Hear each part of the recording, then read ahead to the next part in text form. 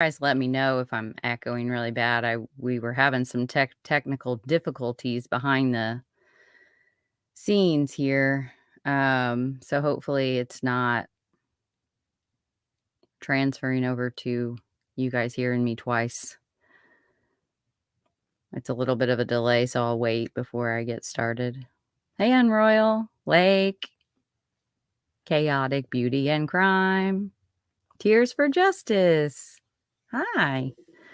Cece, hello. So just let me know if you guys can hear any echoing. Or if I'm coming in loud and clear or need to turn my mic up a little bit.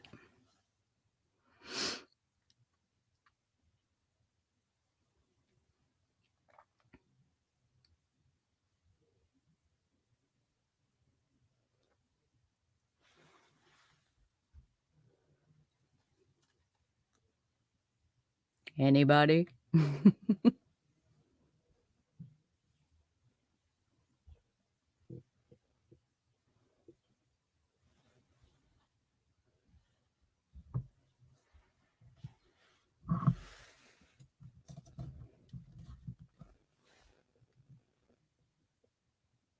Okay, now I can see the chat on regular.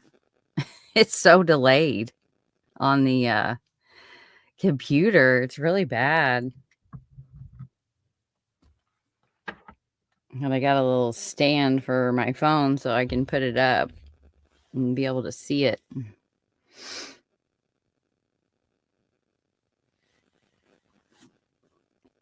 Hey, who's your cold cases? Kaleidoscope of Crime. How are you guys? Amy, hi. Okay, good. No echo. Hey, Polygraph, how are you? Well, welcome everyone. We've got a packed night again, so I am not going to delay too much. I'm going to get started. And Hayley Kelly is Nakota Kelly's mother, and she's going to be joining me. I'm going to review the affidavit first.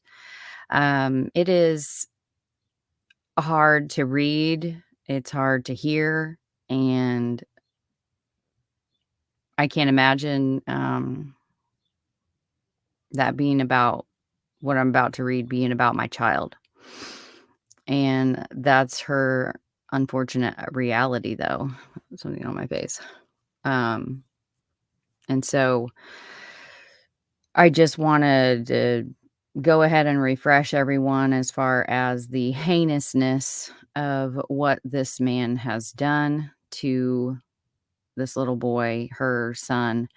And we'll kind of go through some slides with just a little bit of a refresher on the case. And then I will read the affidavit, and then we will have her come on. My dog is going nutsos. We'll have her come on, and we'll get to know Nakota and where her journey has taken her thus far. So without further ado, and hello, Sarge, welcome.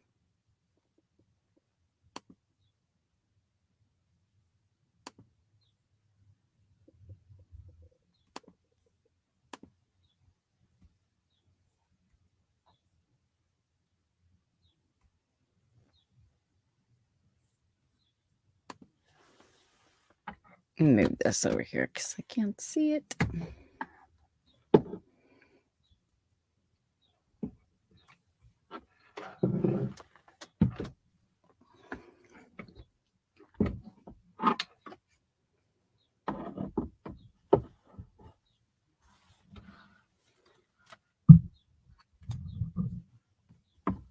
Okay, now I can see it.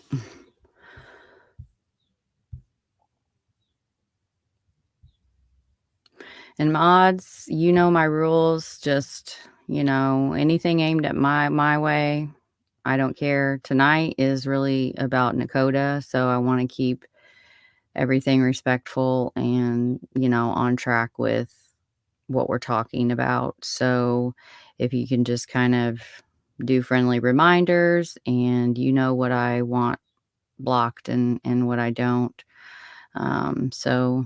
And I appreciate you guys. I really do. So, hi, Cher. Hope you're good. Hey, Angel Bear. All right.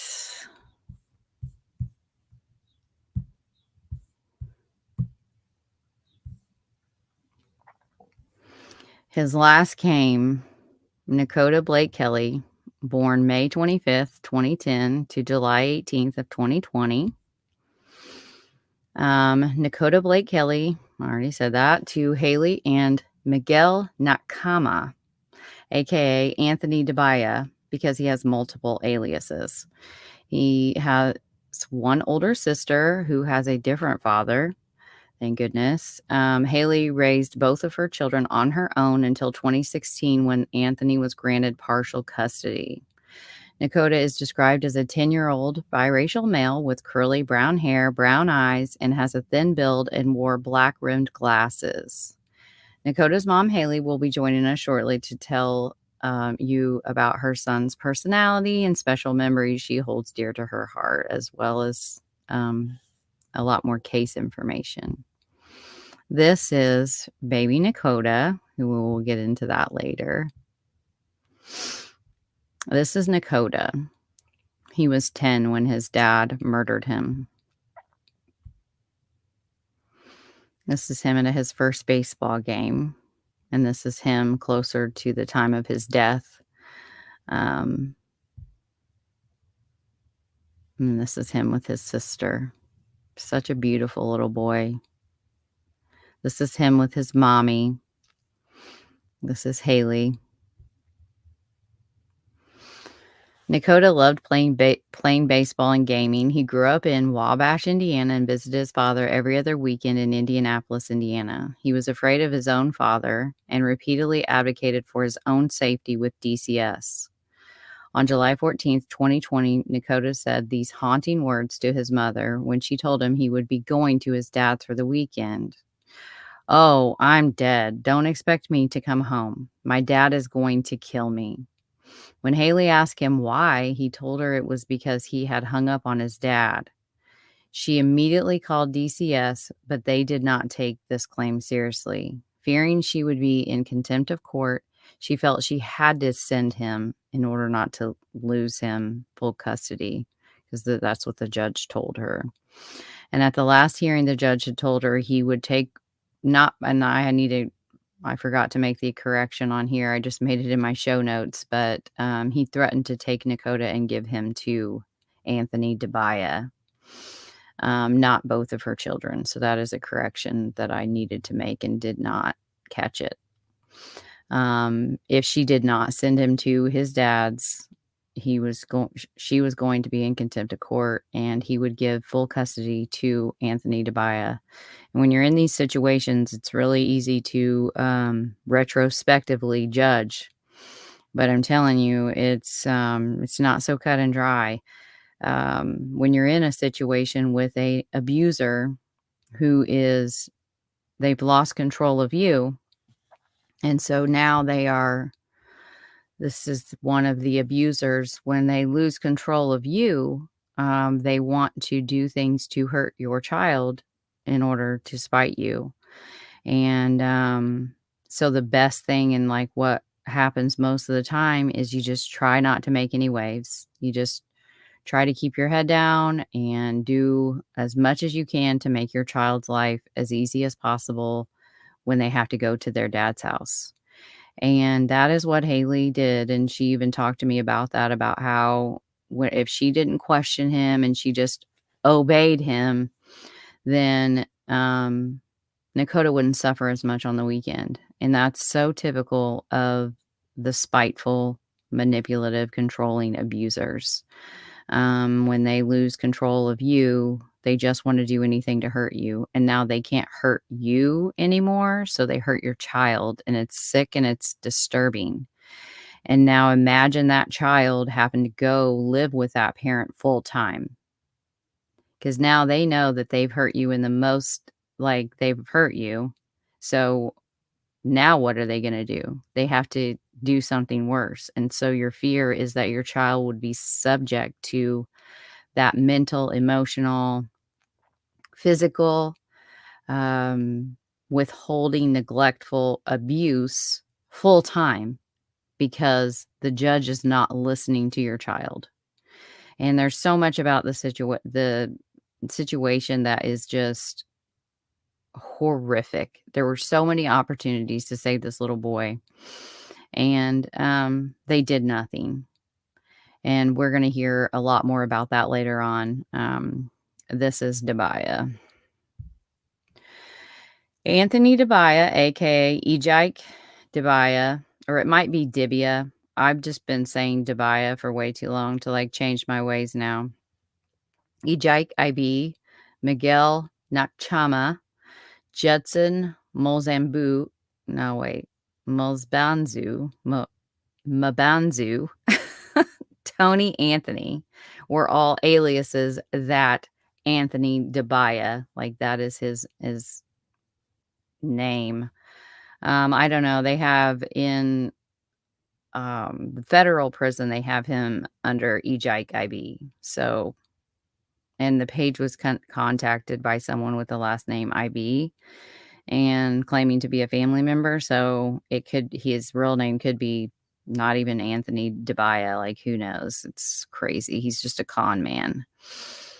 He was born on March 11th of 1983 in Nigeria, Africa. He is 5'8" with an athletic build. He is very particular about his things, about his apartment. He has some videos on YouTube, and you can tell, like, he likes nice things, but yet he lives in a really, it's not a very nice apartment complex. I'm just gonna be honest. It's not. It is kind of scary. And so here he's got all of these really expensive things inside of his apartment, and like his equipment to work out and his video gaming systems and all that on YouTube. And meanwhile, he's like, it's all fake. It's all a facade is what I'm basically trying to say. He's a facade. He's a con man. What's important to him is how things look and not how they feel. And he drove a white 2017 Jeep Patriot. I don't know why we don't need the plate number anymore, but this is it. And what we know about Anthony Dibiah. He came to the United States in 2002 illegally with an assumed name. He eventually stole the identity of the teenage son of a Nigerian family he was staying with in North Carolina. He was reported for this in 2001 and sentenced to 36 months in federal prison for identity theft, Social Security fraud, and misusing documents to enter the U.S. Upon his release in 2014, his own country, Nigeria, Africa, refused to take it back. He was then released by ICE and ISIS. I don't know why that says that. ICE. And returned to Indiana.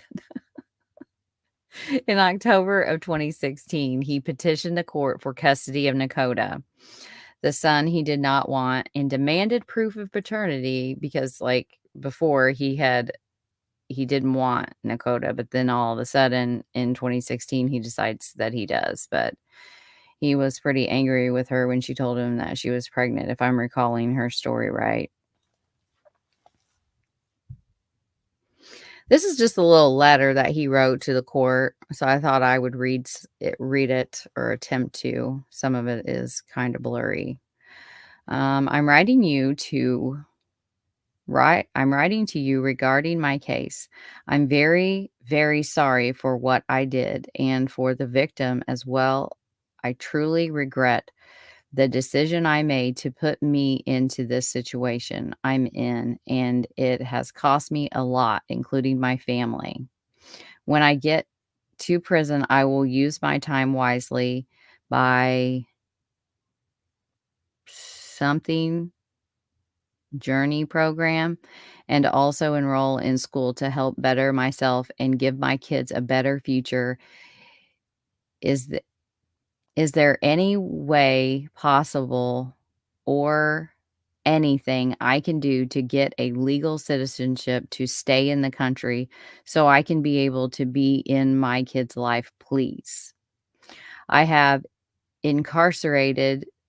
I have been incarcerated since September, and I got baptized in Marion County Jail back in October, and I see myself progressing into being a better person. I know it is a little late, but at the time, I did not have the right guidance in my life. If there is anything I would have changed, so here we go. If there was anything I would have changed, I would have become an American citizen once something. I don't know what that word is. I'm very, very sorry for my actions. Hopefully, my kids will not grow up without a father because of the mistakes I have made. Sincerely, Anthony Dibiah. Y'all see how manipulative that was, and just like how what the focus was. It was like it wasn't about hurting other people through his actions. It was about that he didn't just become an American citizen. Like I would have became an American citizen. I'm not sure what that says. I'm very, very sorry for my actions. Um, Hopefully my kids will not grow up because, remember back, he's asking the judge for what he wants, and what he wants is to be a legal citizen, even though he's incarcerated for identity theft and then coming into America illegally. He is wanting to just be granted citizenship, and he's using his children in order to get his way. So I just thought that was kind of a telling, because if there was anything in here that was actually true, then he wouldn't have done all the shitty things that he did in between, and then he wouldn't have murdered his son in cold blood. Right. Right, Cece. It's literally all about him. All about him. Hey, Sammy. I'm glad you're here. Hey, Rocket J. Good to see you tonight. So this is the affidavit, and I think I'm going to pull it up on a different screen because I'm having trouble seeing that one.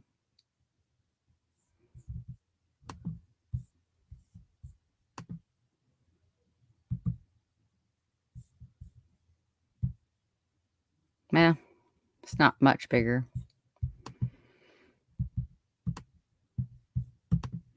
Detective Jonathan Schultz swears affirms that on July 19th of 2020, I, Detective Jonathan Schultz with the Indianapolis Metropolitan Police Department, was notified to assist Detective Robert Flack with IMPD Homicide Unit on an investigation at 6007 South Westlake Road. Detective Daniel Henson with IMPD assisted on the investigation.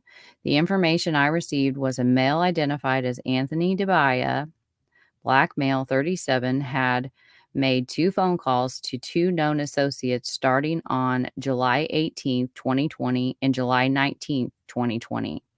Anthony had told both callers he had killed his son, later identified as 10-year-old Nakota Kelly. Need a drink.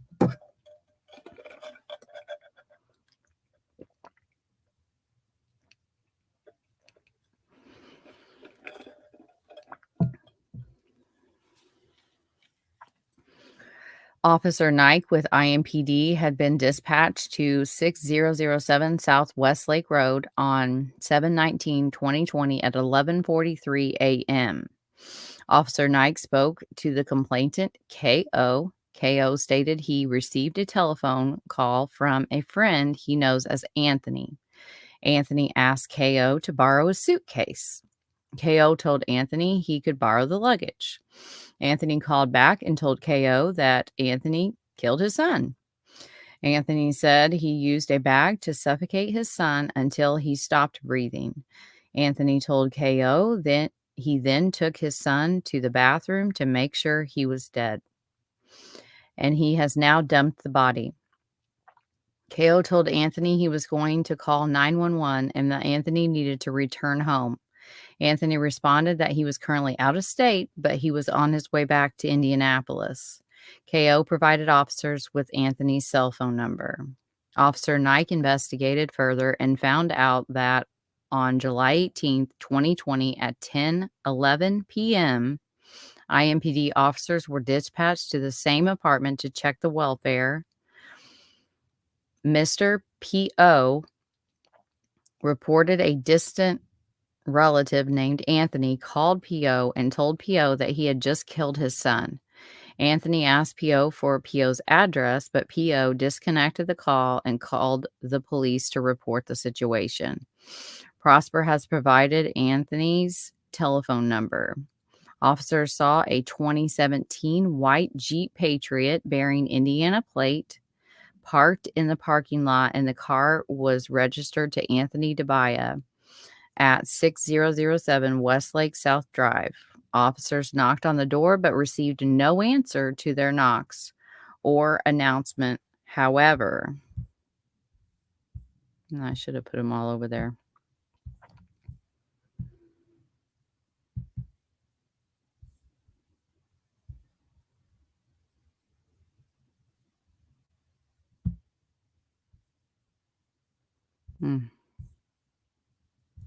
However, officers heard someone moving inside. Officers determined they did not have reason to force entry, and they left the building. Officer Nike stated the white 2017 Jeep Patriot is no longer parked in the lot. So now we're back to the 11:43 a.m. on the next morning. So it would have been the 19th. With the addition of a second caller reporting that Anthony admitted to killing his son, Officer Nike determined that there was now exigent circumstances to enter the apartment to check on the welfare of persons inside. Officer Nike obtained a key from the complex's office and entered the apartment. Officer Nike did not locate any persons inside the apartment. However, he did observe what appeared to be blood spatter, blood smears, and brain matter in the apartment bathroom. Officer Nike also saw what appeared to be a small amount of blood in the entryway to the apartment. A search warrant under cause number, I'm not going to read that, was granted by Judicial Office Ian Stewart to the apartment. Crime scene unit Nakota Black responded to address to recover items. Photographs were taken of inside the apartment. The items recovered were as follows: blood spatter covered bathroom walls, blood spatter covered bathroom mirror, blood spatter recovered bathroom vanity, blood spatter recovered bathroom floor, blood spatter recovered bathroom ceiling, blood spatter recovered bathroom closet door, 2 pieces of brain matter covered bathroom floor. Blood spatter recovered bedroom wall. Black curly hair recovered bathroom floor. Black curly hair recovered on a broom in the kitchen.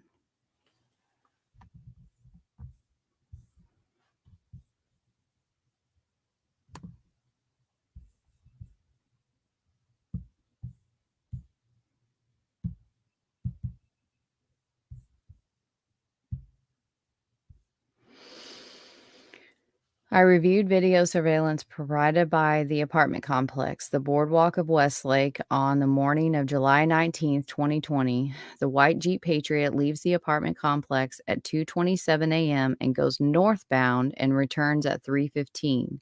The Jeep Patriot leaves again at 4:20 a.m. and goes northbound and returns at 4:47 a.m. The Jeep Patriot leaves at 6:22 a.m. and travels southbound and then returns at 7:44 a.m. and backs into the parking spot immediately in front of Anthony's address. At around 8:30 a.m., the hatchback is opened by male identified as Anthony. Anthony makes 3 trips from inside the apartment to the hatchback and puts items each time into the back of the vehicle. Anthony is also seen after his second trip to the hatchback, putting a bag into the community dumpster. We were provided information through AT&T. The cell phone number for Anthony was driving west through Illinois and then into Missouri. On July 19, 2020, at approximately 4 p.m., Highway Patrol Jesse Hayley with the Missouri State Highway Patrol located the Jeep Patriot in Anthony near Highway 38, although I think that might be a mistype because I could not find a Highway 38. I think it's 36, westbound. Nakota Kelly was not located inside the vehicle. Anthony was transported to the Macon County Jail in Macon, Missouri. The Jeep Patriot was towed to the Macon County Sheriff's Department and held in the Sallyport. On July 19, 2020, at approximately 7 p.m., Detective Henson spoke to a Bowen Center caseworker, A.L., who had been assisting and working with the Department of Child Services, DCS, to manage Nakota's case. A.L. stated that she recently received and documented a complaint in her case file that she received from H.K., Nakota's mother. H.K. reported to A.L. that on July 14th, Nakota made a concerning statement to his mother, H.K. Nakota asked H.K. if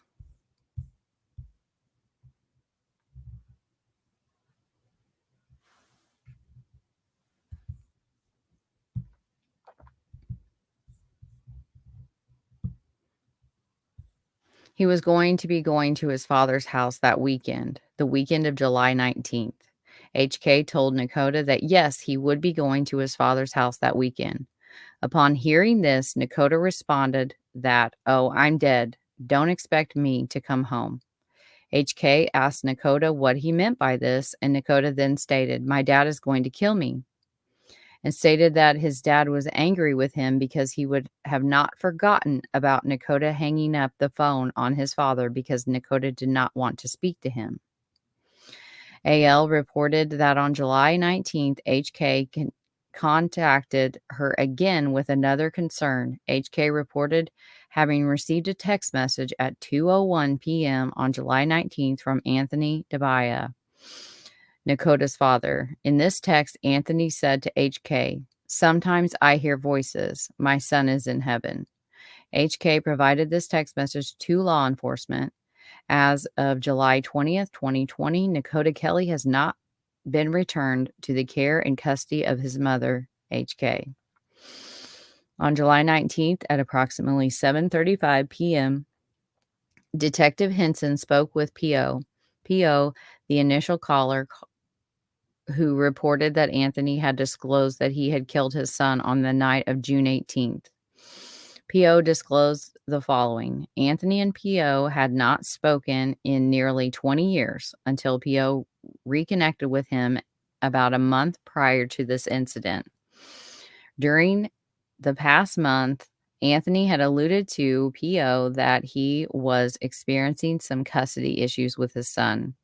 Additionally, Anthony recently called P.O. on July 16th and told P.O. that he had been fired from his job and asked if P.O. could give him some money to help Anthony pay his bills. On the night of July 18th at approximately 8:26 p.m., Anthony texts P.O. and asked him to call him. Before P.O. could even respond to this text, Anthony called P.O. while P.O. was at his home in Houston, Texas, meaning it would have been approximately 9:26 p.m.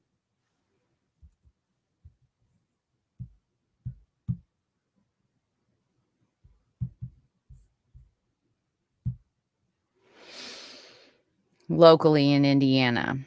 So 9:26 p.m. locally in Indiana when P.O. answered Anthony's call. So, wow, okay. I just saw that time. Answered Anthony's call. Anthony started screaming, "I just killed my son." P.O. stated that he could tell by Anthony's tone of voice that he was crying. P.O. asked Anthony what he was talking about, and Anthony repeated approximately 3 or 4 times that "I killed my son. I killed my son. I killed my son." P.O. asked Anthony why he had killed his son, and Anthony began saying that his son's mother had given him a very hard time and it cost him a lot of money in court. Anthony told P.O. during this conversation that Anthony was planning to call the police. Anthony then began asking P.O. for his address and mentioned something about needing P.O.'s address to send him a letter. P.O. refused to provide his address to Anthony. Anthony became more insistent and began loudly and repeatedly demanding P.O.'s address, which caused P.O. to hang up the call from Anthony and dial 911 to report what Anthony had said during this phone call. On July 20th, 2020, I met with Anthony at the Macon County Jail in Macon, Missouri. I read over the advise of rights, to which Anthony understood. Anthony then declined to make a statement. He hasn't made a statement since. The Jeep Patriot was secured and held to be processed by the Missouri State Highway Patrol. Multiple areas of possible bloodstaining were observed in the hatchback area of the vehicle. A search warrant was granted for the Jeep Patriot under cause number and signed by Judicial Officer Diane Cowger. Anthony's black iPhone, wallet, miscellaneous paper, international telephone numbers, keychain, change, and clothes were released to me by Missouri State Highway Patrol and transported to the IMPD property room.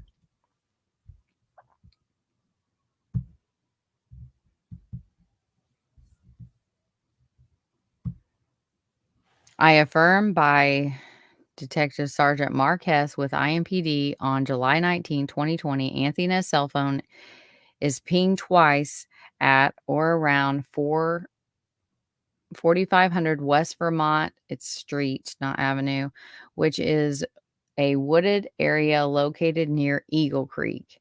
As of the afternoon of July 20th, 2020, officers and detectives with IMPD are actively searching that area for the remains of Nakota Kelly.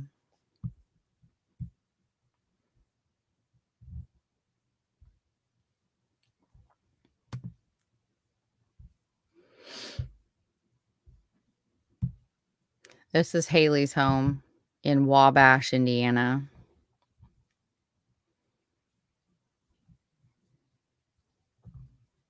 And a lot of this I have on here, but I'm going to let her we'll walk through this a little later. I just wanted you to kind of be able to see the area where all of this occurred.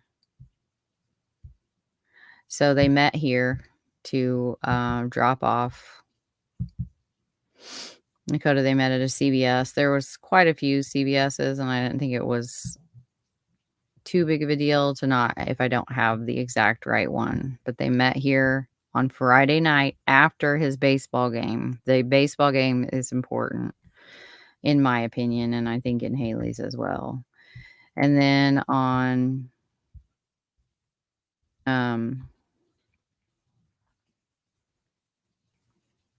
well, it's really pouring outside.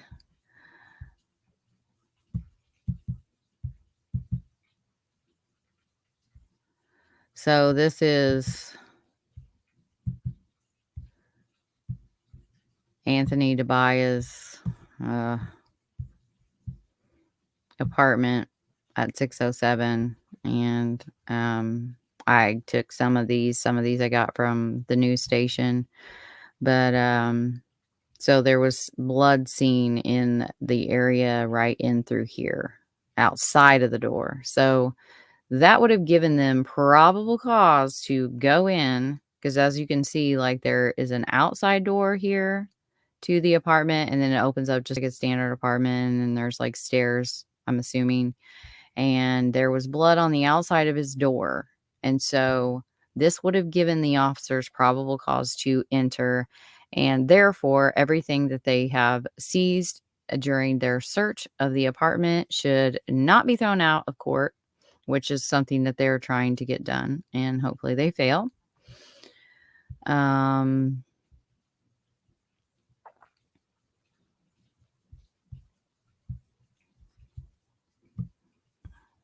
This is all the dumpsters in here. It seems pretty likely that since his apartment is right here, that he would have just walked to this one. I mean, he could have not done that.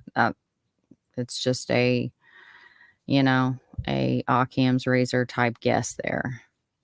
But they did, I talked to police officers in person, and they assured me that he had personally checked this one and that they had checked all of the tip dumpsters in the area, and they did not believe that he was in one.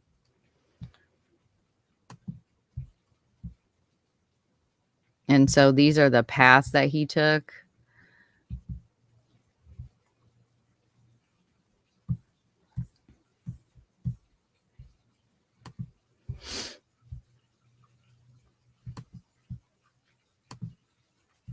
On Sunday, July 19th. So it's 20. So his first trip was like 27 minutes. And so my Occam's razor guess is that hold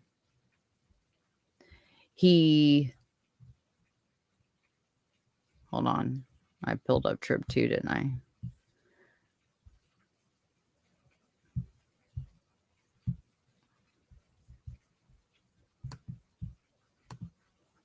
Yeah, it was 327 to 3:17:15. I didn't put it on there. Is that 40 some minutes? 49? I don't know. Somebody with math skills helped me out, so I forgot to put it back on there.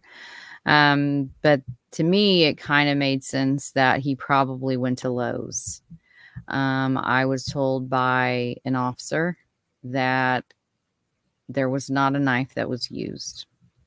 And so all of the options are heinous to even think about, of dismembering your own child. But it leaves you to kind of speculate of what, if it's not a knife, then what did he buy, and what did he have in his apartment, and did he take one of these trips to go and buy supplies? There was a new roll of trash bags, and they were able to tell basically with the one that he put in the tip dumpster, I'm assuming if they found any with him, that remaining total was 3. And I was told that they believe that he dismembered his child into at least 3 separate pieces, and he was placed in these trash bags. And then on trip 2,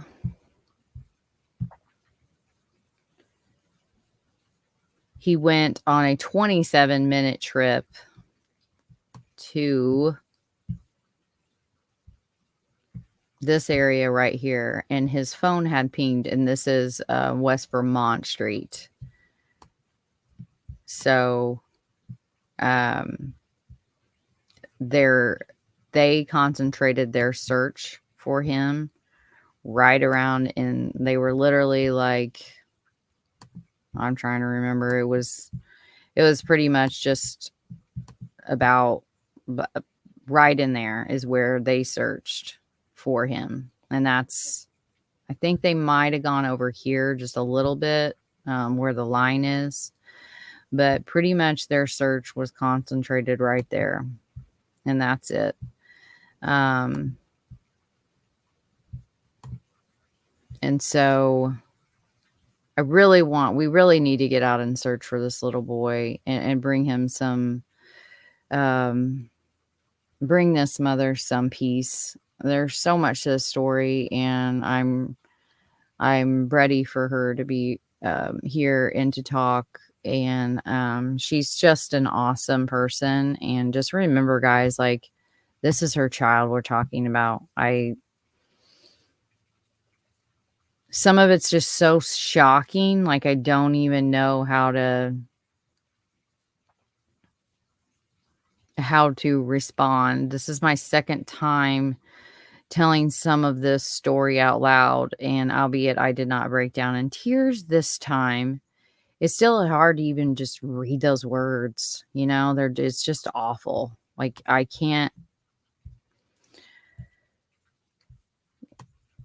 No one should ever have to. No. And then trip.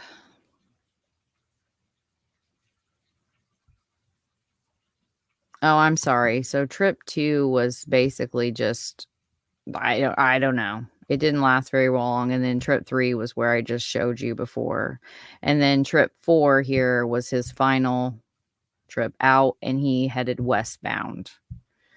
We don't know where he went. Maybe he went back because he forgot something and realized he had to have it and went back to Lowe's. Who knows where he went when he went northbound. They don't list that in any, and I haven't been able to find anything on that. Basically all they told and where they were searching was that that area there. And when I talked to the police officer that I talked to, he was like, please don't not search there, because we just don't have the manpower, and they don't. Marion County doesn't. They don't have the manpower. They don't have the money to keep up with the high rate of crime, and they don't have the resources to search for. They devoted, I think it was a couple days that they were there in that area, and that's all they had. And don't believe that he has been searched for in Illinois or Missouri whatsoever. And so those are things that somebody should be out looking for this little boy. And it really pisses me off that nobody is. Like, I don't understand that, like, I don't understand why his mommy having him back is not a priority. And it seems like it's not a priority because they had enough evidence, which you know what that means. They had enough blood and obviously brain matter to know that there is no way that the DNA that they were able to match to Dakota, that the person that lost that much blood survived this heinous attack by his own father. Therefore, he must have murdered him. And plus, he admitted to killing him from 2 different people. And so, okay, so what? Yes, I am 100% happy that they have him behind bars, but I'm not happy that finding this little boy's body just has not been a priority. And I think that that's something that if we can crowdsource enough and more people can make this his case a priority on their podcasts, please reach out. I will come wherever and talk about this. Then, because each time that you are on someone else's show, they have a different demographic than you. And so each time you're on a different demographic, you're reaching a different audience. And the more times that you do that, the more people can get irate at what's happening. And so that's why, like, I am always willing to go on someone else's show for a case, for a child, to help spread awareness, or I've given many of people, all of my information on the case. I first heard it on Suffer the Little Children, which I put it in the show notes, but that's how I heard about Nakota. And her podcast it's not for the faint of heart, and it is all about stories that are exactly like Nakota's. Parents killing their children, and the way that the state fails them, and sometimes the way that the state doesn't. And that is, I'm sorry, my house got really loud, so it's like distracting me. That is just something that, trying to figure out if I need to go see what's going on.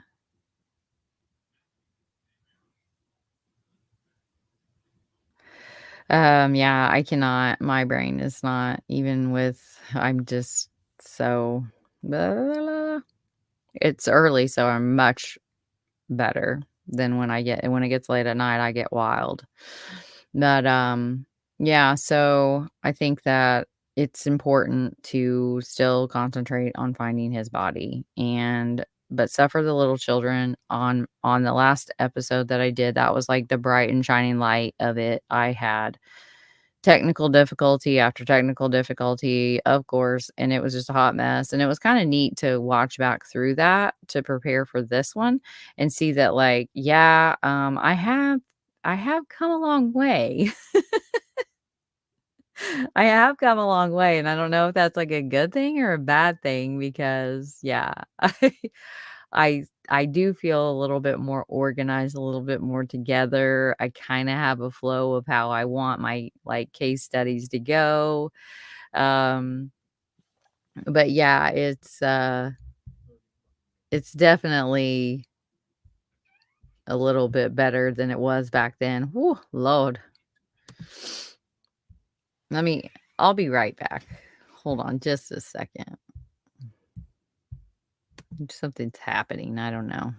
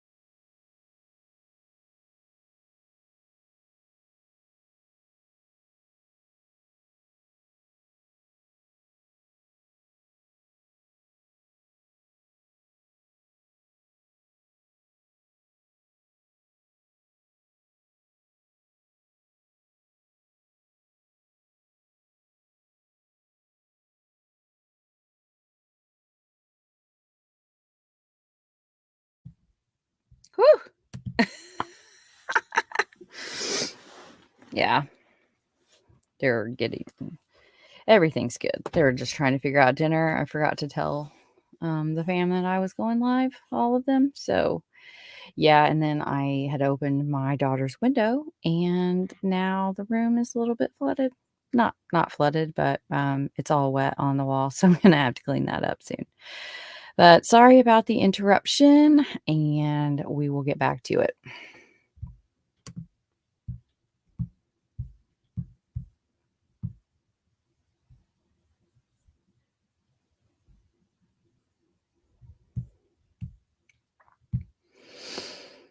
Okay, so me and some friends, so I think that we got this right.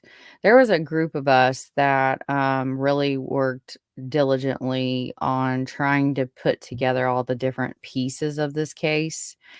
And I literally couldn't have done any of this without them. And we are going to be telling that part of this story on Who's Your Cold Cases. He was one of the people that helped me tremendously with this stuff as well as what else we did. And so the other members kind of helped with like putting the math together and all that kind of stuff as well. So basically, on Sunday, July 19th, Anthony is arrested near Annabelle, Missouri, and US Highway 36. IMPD called MSP to tell them Anthony was headed west on US 36 near Monroe City, Missouri. It is approximately a 32-minute drive from Monroe to Annabelle. This puts him near Monroe City at approximately 2:49. He texts Hayley at 2:01. So basically, like, what was he doing during that time when he was stopped? He obviously was stopped doing something because he was thinking about her. And then he texted her the text that said, "Sometimes I hear voices. My son is in heaven." I think it's of note too that he said "my son" to his mother. So the paper states that once the examined the Jeep, determined was not alive, the officer informed me that Nakota is believed to be in at least 3 separate locations: Eagle Creek, a creek in Illinois, and another in Missouri, in between the 2 locations below. He would not elaborate as to the exact location of the 2 creeks. He did say to search Eagle Creek along the pinned location, as they do not have the resources. I think I already said this stuff. So yeah, I think, searching along in these areas here, the phone pinged here. Well, there just so happens to be like a creek, right here. It's just a matter of going on a road trip.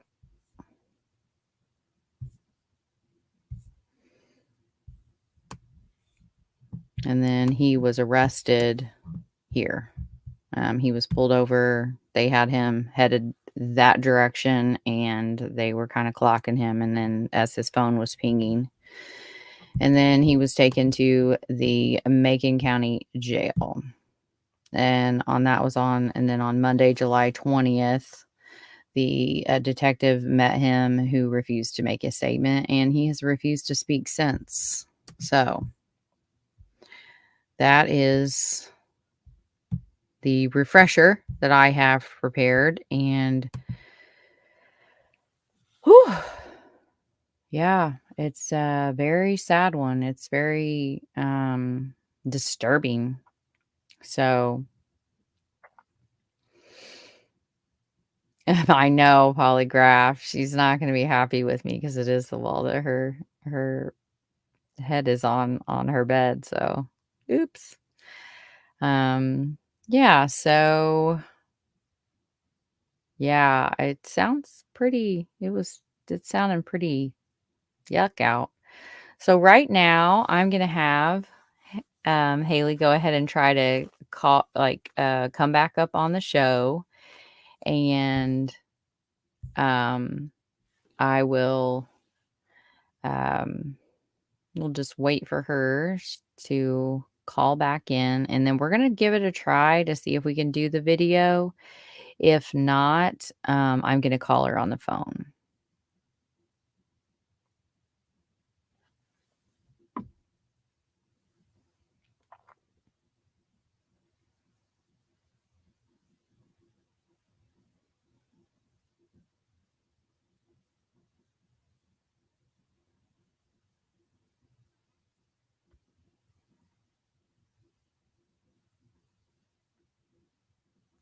Let's see if we can get her back. I told her 7:30 and I am running late. So hopefully she's still able to join us.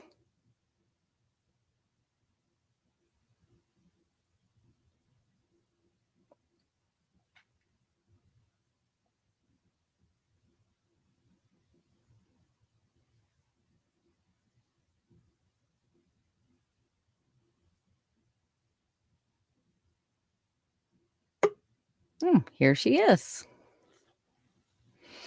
We'll let her get connected.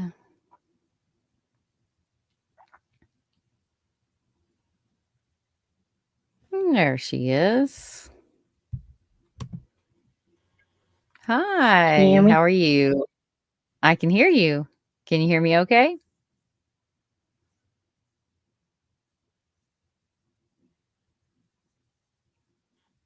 Yes. Oh, we've got quite a delay. So is it making the echo sound on your end?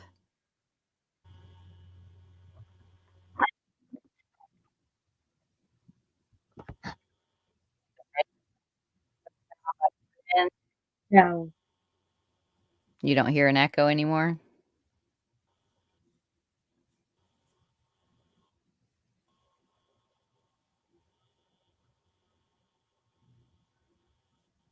Do you hear an echo? Can you hear me? I don't hear echo. Awesome. How are you doing?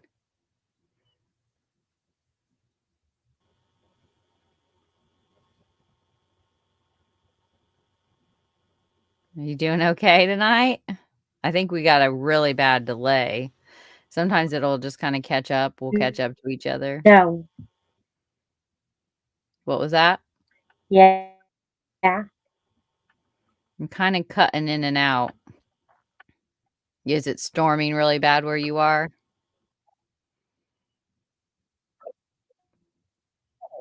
I'm doing okay. So I can be.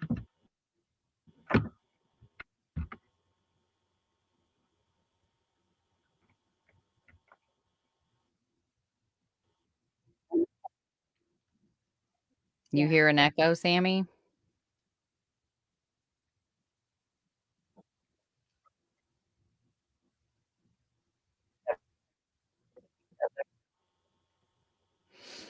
I think I'm gonna I said yes. um you do hear it now?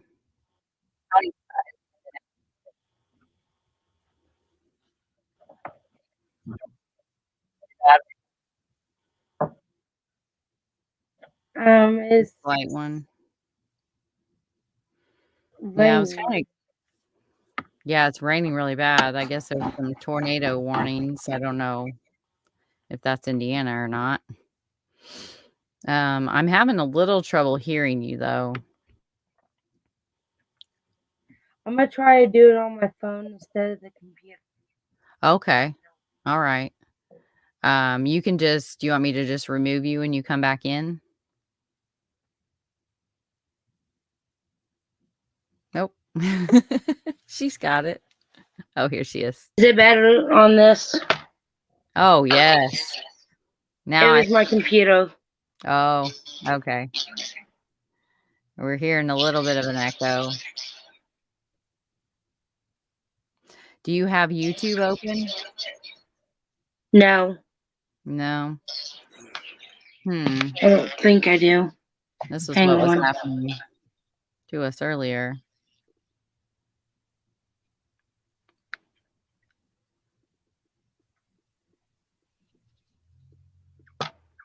There. How does Is that it sound? better now? I I still have an echo on my end. It comes right after everything I say. I don't know if the chat can hear it.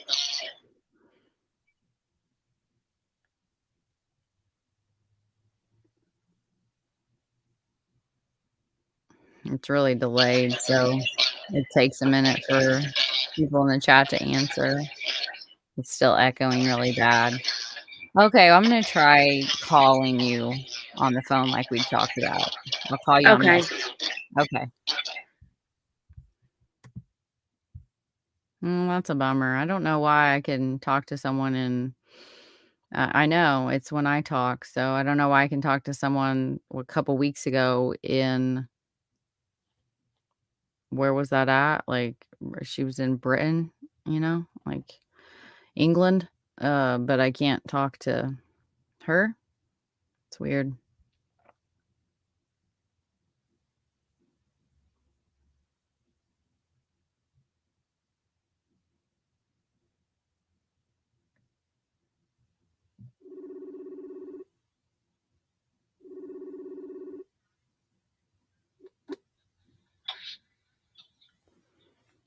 Okay.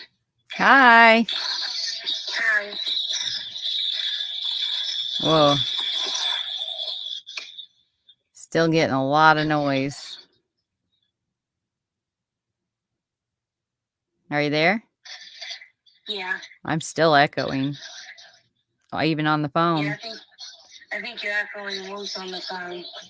Yep, I do too. I'm going to try calling you on your cell phone number. Okay. Okay, we'll try one more way.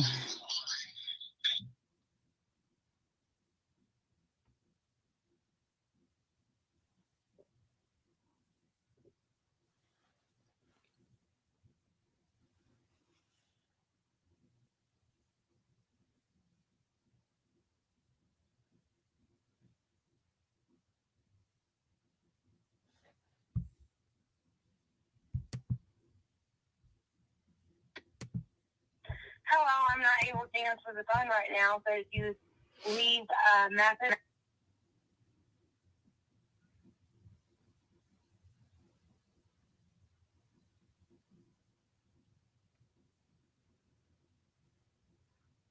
Hello? Hello. How's it doing now? It's not echoing now. Oh, good. And we'll just wait to make sure everybody can. There's a lot of, I think it's background noise that I'm hearing. I'm not sure. Nope, it's echoing again. Well, I'm so sorry. I don't know why it is doing this so bad. And I'm not technically skilled enough to know how to fix it. There's like a lot of background noise, and then I'm still hearing the echo. And I don't think the storm is helping. Are you there? Yeah, I'm here. Okay. See, now it's kind of stopped for me. I don't know. Yeah, I don't hear the echoing as bad. Yeah.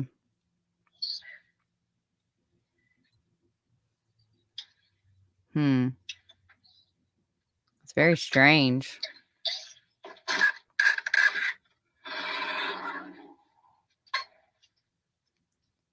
Just whisper. Huh? They're telling me to just whisper. I think I'm gonna have you, because it's not any different, and there's like so much background noise. I'm just gonna go ahead and have you come back on your phone or computer one more time into the stream. Okay. And then if that doesn't work, we'll just have to like reschedule for a not cloudy day. Okay. All right, I'll just go ahead and use that link I sent you to come back on. Okay. Okay.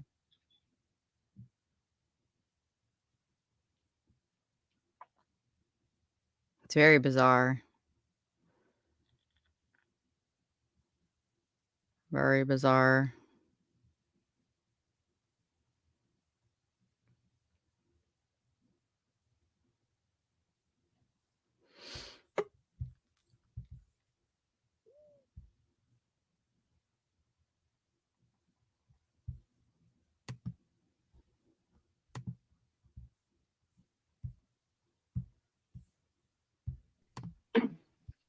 Hello again. Hello.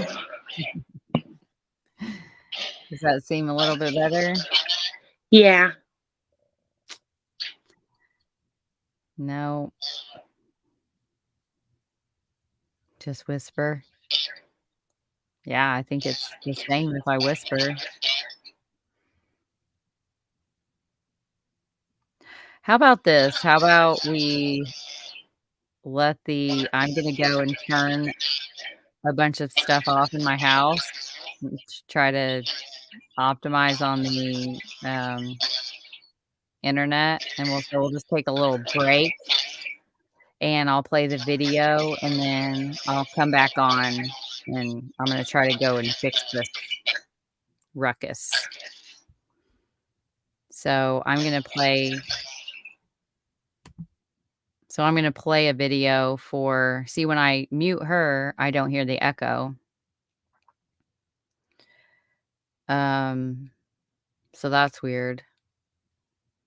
If it's on her speaker, it will echo. Oh. Yeah, see, that's the thing is it's when I talk. So you're saying that check her speaker? See, when I have her muted, I don't hear myself echoing. So it's got to be something. But when we talk on the phone, it doesn't echo. So it's weird. I mean, we've been talking on and off for what, days and no echo. Oh, but then when we come on here, all of a sudden we start. Oh, they're telling me to tell you to take it off speakerphone. How do I do that? Is it on a computer?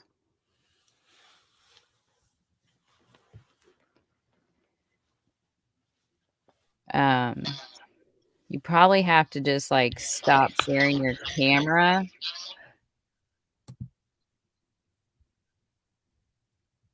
And then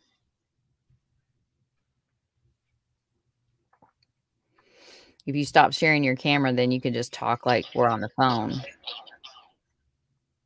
that make sense? Yeah.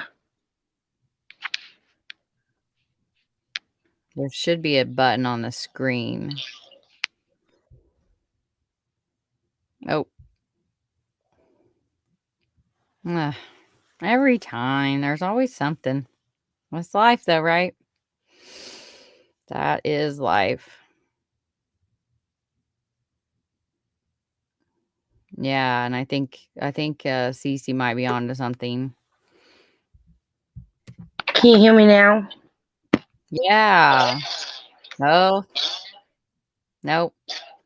Still doing it. Really bad. Am I on speaker? No. Well, let me go turn some things off in the house and maybe that will help. I'm going to mute both of us and I'm going to play the video that I told you I was going to play originally. And we'll just start the show off with that. And then if it's not kinked itself out by the time I get back, then we'll discuss what we want to do Okay. from there.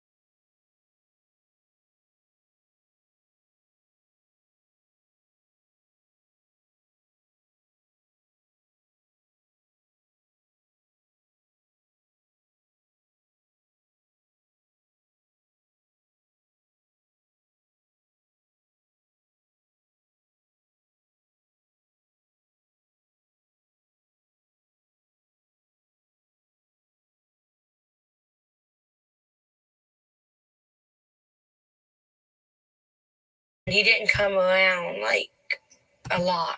Anthony Dibiah was using several aliases, and in 2011, a victim called the FBI to report the fraud. Agents arrested him in Muncie. Dibiah was convicted of Social Security fraud, identity theft, and misusing documents to enter the U.S. He was sentenced to 34 months in federal prison. At sentencing, Dibiah presented this letter to the judge expressing his Hoosier boy is somewhere between Indianapolis and Missouri, and his mother wants closure while his father is in jail facing charges in the boy's death. This is a story of lies, betrayal, rage, and murder. The mother says she was fooled and now continues to mourn and pray her son's body is found. WRTV digital reporter Vic Record collaborated on this story for broadcast and found out the boy's father had used 5 names. Hayley Kelly was in love, or so she thought. She was a single mom from Wabash. In 2008, she turned to a dating app to meet someone, and she did. He was Miguel. A man with 5 names. He was charming, and now that I know him, I know it was just manipulating. But I couldn't see past that at first. They rented movies together, went bowling, enjoyed spending time together. Hayley's new relationship with Miguel Nkama seemed perfect, but it was all a lie. Even his name, which wasn't Miguel Nkama at all. I believe that he was using me. The man whom Hayley was dating has used several names in the past. According to federal court documents, he's from Nigeria, arrived to the U.S. in 2002 illegally under an assumed name, and eventually, while staying with a Nigerian family in North Carolina, he stole the identity of the family's teenage son. He wound up in Indiana, using the stolen name to attend college classes, take out student and car loans, and file tax returns. Even when he met Hayley, he was using one of his aliases. By the time she found out, they already had a son together named Nakota. When my son was a year and a half, I found out who he was. And he didn't come around like a lot. Anthony Dibiah was using several aliases, and in 2011, a victim called the FBI to report the fraud. Agents arrested him in Muncie. Dibiah was convicted of Social Security fraud, identity theft, and misusing documents to enter the U.S. He was sentenced to 34 months in federal prison. At sentencing, Dibiah presented this letter to the judge expressing his sorrow and saying he didn't want his kids to grow up without a father because of his mistakes. Hayley also received letters while Dibiah was in prison. In many, he pleaded for forgiveness and promised to be a good parent. It was mostly, I love my son. Can you send me money on my books? Things like that. Hayley's feelings had faded and says her relationship with Dibiah was beyond repair. When her son's father was released from prison, he returned to Indianapolis and was granted partial custody of Nakota, who at this point was 7 years old. We go to the games and support his team. And it's another one of those things, what would Nakota want me to do? Nakota loved playing baseball, and he was good at it. He loved Michael Jackson and scary movies and Toy Story. He was a kid with a bright smile. And he was a kid who spent most of his time in Wabash with his mom and every other weekend at his father's apartment in Indianapolis. Hayley provided to WRTV documents showing there were 4 claims of abuse or neglect while Nakota was visiting his father. Things like light bruises, administering an overdose of ADHD medicine. Nakota told DCS workers his father hit him, yelled at him, and pulled him down the stairs. All of those claims were deemed unsubstantiated. Dibiah denied the abuse and said the overdose was an accident and claimed Hayley was trying to get more child support and push him out of his son's life. Friday, he wanted to go to his game, and I asked him, I said, Nakota, you really want to go to your game? And he said, yes. He says, my team needs me. It was July 17th, 2020. Nakota was 10 years old. He wanted to play in his last Little League game of the season. Nakota's mom let him, even though they both knew it would mean he'd be a couple hours late for his weekend with his father. When Hayley dropped off her son, it would be the last time she would ever see him. Police say Dibiah smothered his own son the next evening and disposed of his remains, which have never been found. people can go to funerals and go to the grave and talk to their kid or the loved ones that they lost, and I'm not able to do that because we don't have a body. Coming up on WRTV News at 6, the last conversation Hayley Kelly had with her son and the hunt for the boy's father after he sent her a cryptic text message. Plus, you can read more in depth right now when you find Vic Reichert's story on WRTV.com. It's so sad.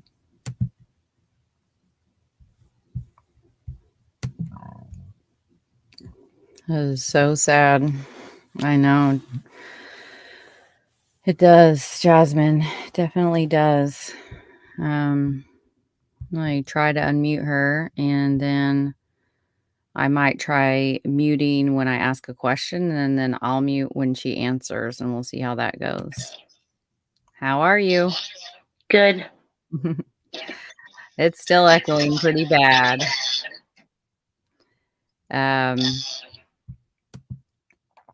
Hayley, I think I'm going to try just muting you when I'm talking. It doesn't seem to be echoing. If the chat wants to let us know if it's echoing when she's muted when I talk.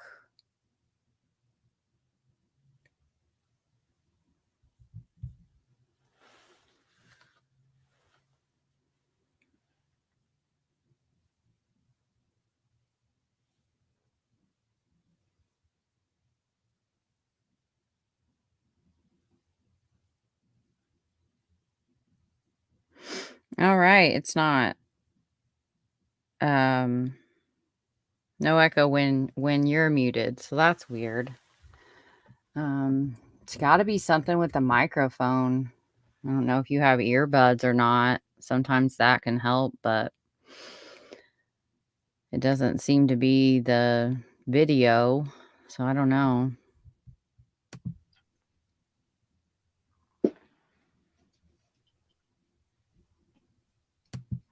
Can you hear me okay? Yeah. Okay.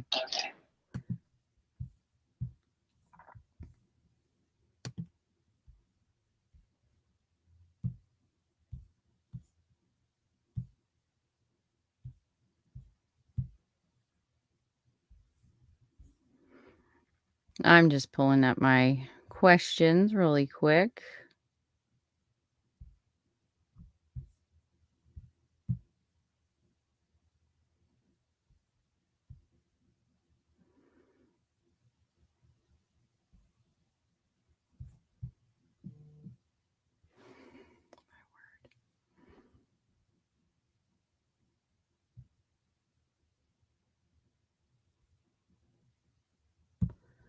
Okay, so first up, I just wanted to kind of get to know you. So if you want to tell us a little bit about yourself, like how you came to be and that kind of thing, well, I will pass the mic to you. I didn't understand the question. I was just asking you about like where you grew up. Have you lived in Wabash your whole life? Just a little bit about you, and then if you wanted to tell us a little bit about how you and Anthony met, and I know he kind of went under assumed name at that time. So if you want to tell us a little bit about how you guys met and what your early relationship was like. So first off, just a little bit about yourself, if you feel comfortable, and then just a little bit about your early relationship with Anthony. Okay. I grew up in the system. So I lived like everywhere. Logansport, Wabash, Fort Wayne, Mishawaka, just everywhere. Then I came home 2006. And I met Nakota's dad 2009. through a dating app called SinglesNet at the time. And we talked and went out sometimes, and that was just early on our relationship with each other.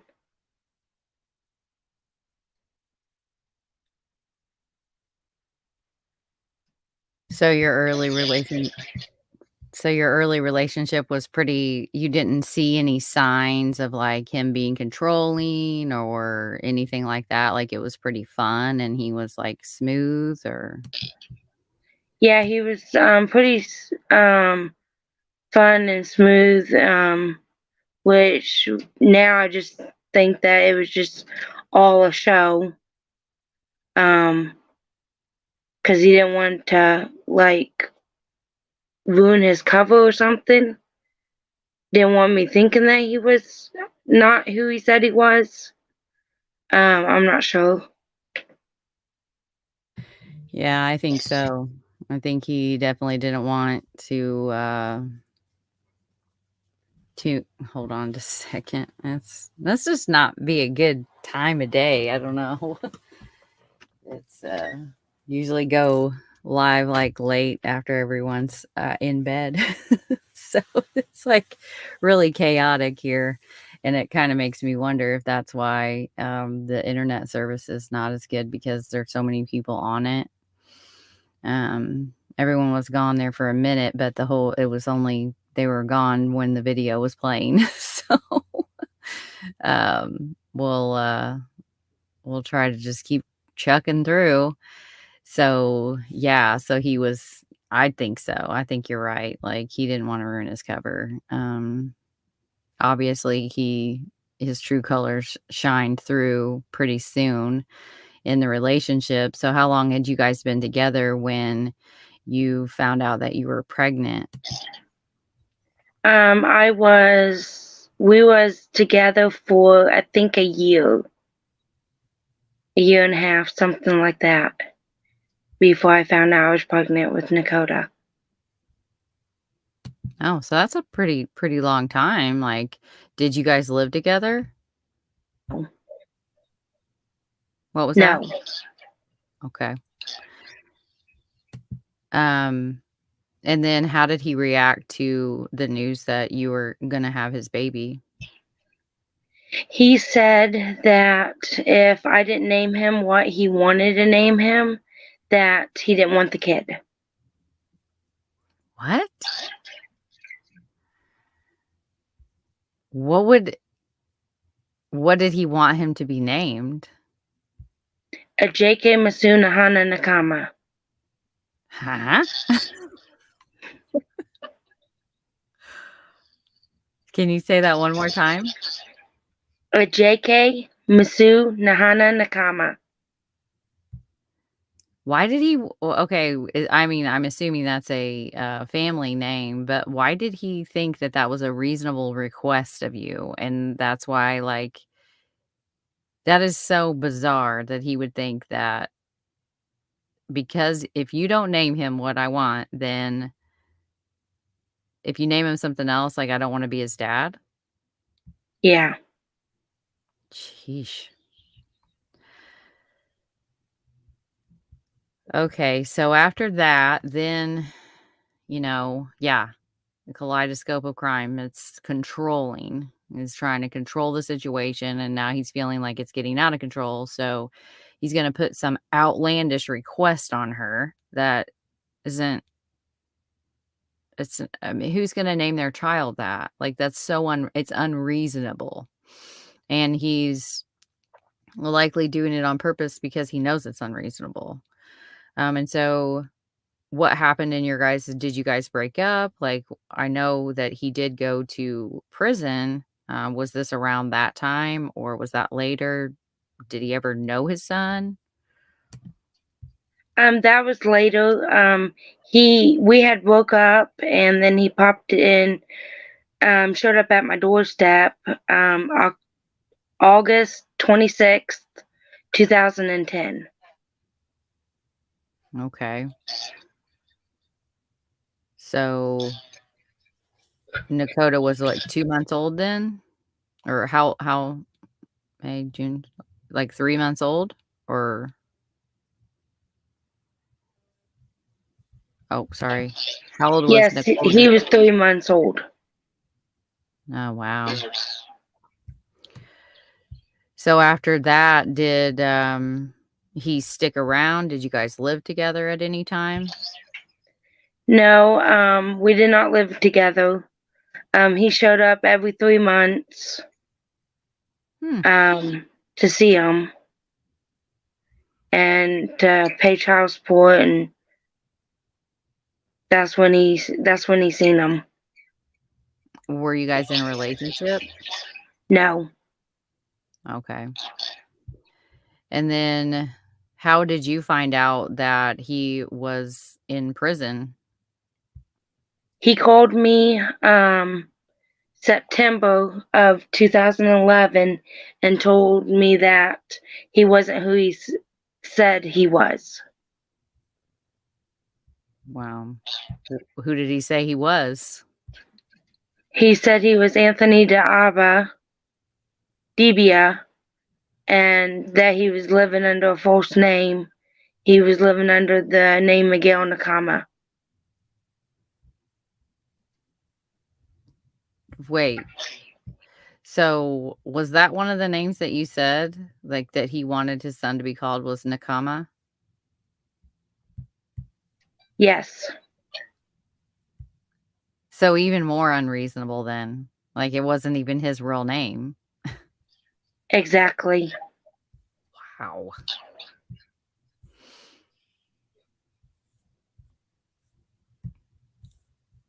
So what was your pregnancy like with Nakota? Was it, like I had one that was easy and everything went well, and then another one was like a complete nightmare. Where did you fall? Do you like being pregnant and that kind of thing? It was pretty easy with Nakota, up until I had him.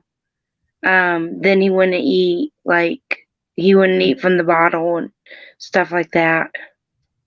And that was at pretty much like right from the beginning there was kind of issues.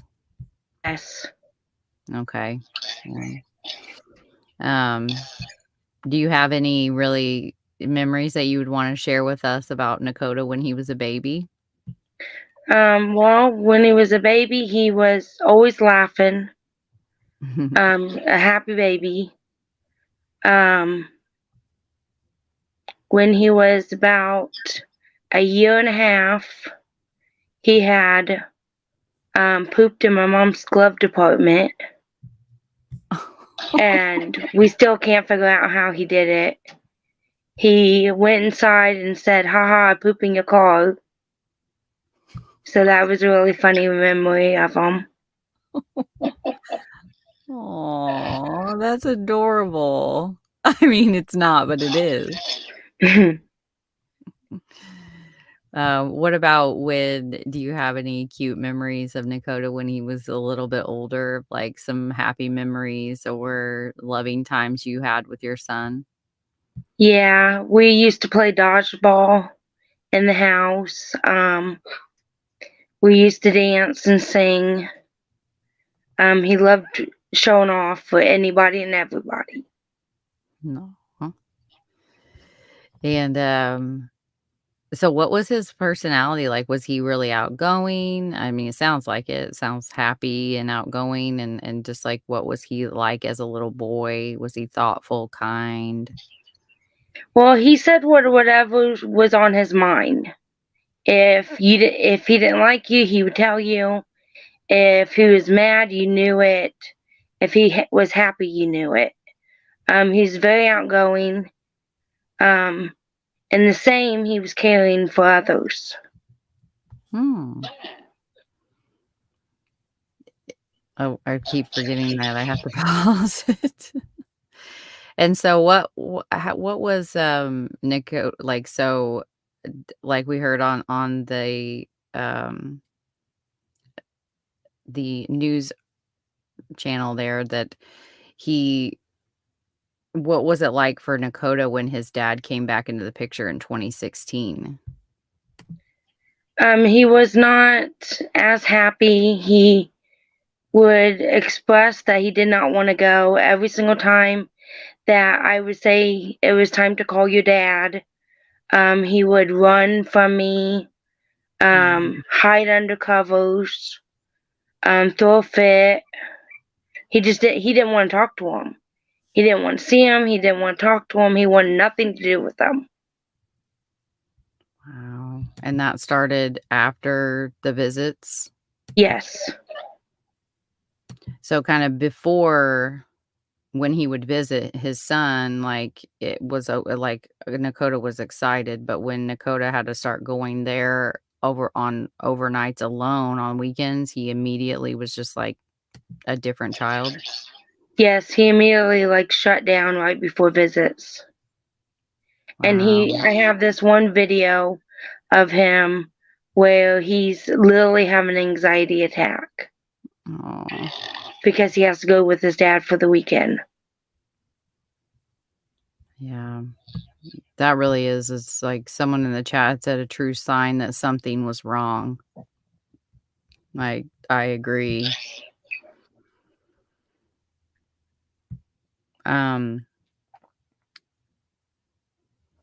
How was your relationship like with Anthony during this time when he got out of prison? Did he want to rekindle the relationship? Like, where did you guys stand, and what prompted him to go through the courts to get custody after all that time?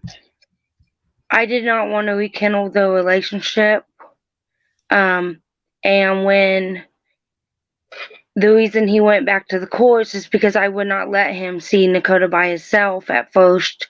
I told him that I needed time, and he would not respect that. What did he do? He would yell and scream that he was going to take me to court over not letting him see him at Walmart, by not letting him take him to Walmart by himself. He threatened to take me to court. Just a lot of threats. Yeah, I mean, it's so bizarre. Like, he's a very weird dude too.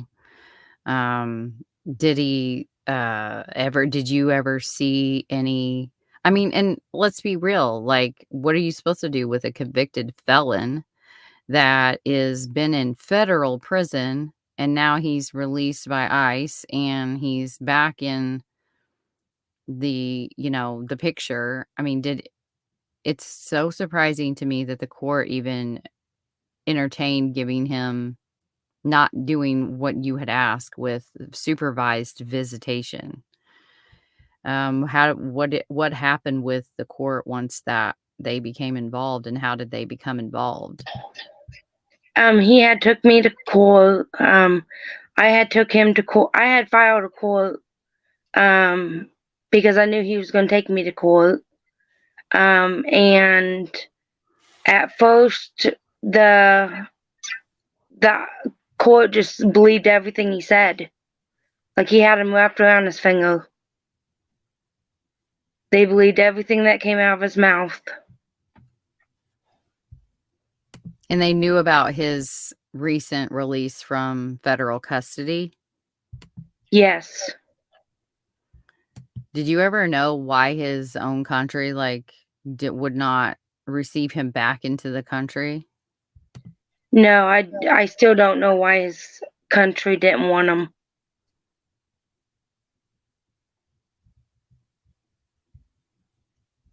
It's so weird.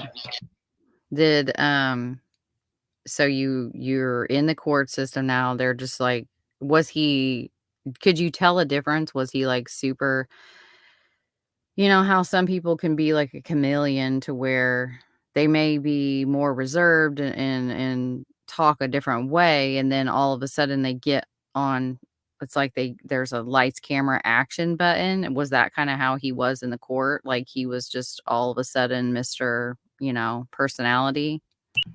When he was under pressure, he stuttered a lot when when he was on stage, like when he was on the stand. I noticed and I noticed the stuttering, and I didn't notice the stuttering before.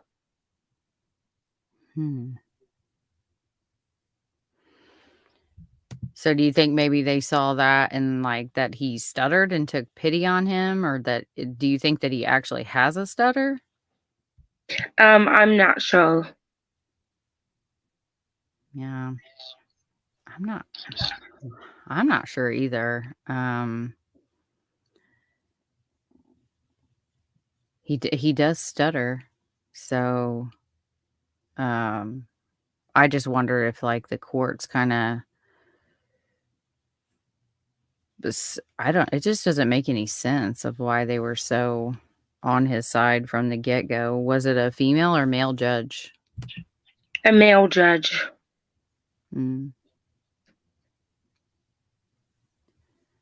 Okay. Oh. So now we're moving into that final week when, before Nakota's last game, before he was murdered by his father. Can you tell us kind of like in your own words what happened? And I know that when we had talked before, you had told me about when he had cut his hair off and then took pictures of him and was publicly shaming him, and just some of the, like, can you tell us a little bit about some of the horrible things that Nakota was made to endure at the hands of his own father before he murdered him? He was, we had, on his birthday, we had dyed his hair blonde, just the tips of it, nothing major, and he went with his dad, that the following weekend, I want to say, and he had cut his hair all off, making bald spots in his hair, and Nakota was ashamed by it. He didn't want anybody seeing him like that or anything.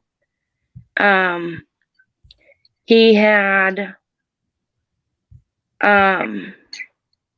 called him up, shaming him on the welfare, calling him, and said that he shouldn't be sharing anything. Just a lot of like belittling him and pretty much humiliating him.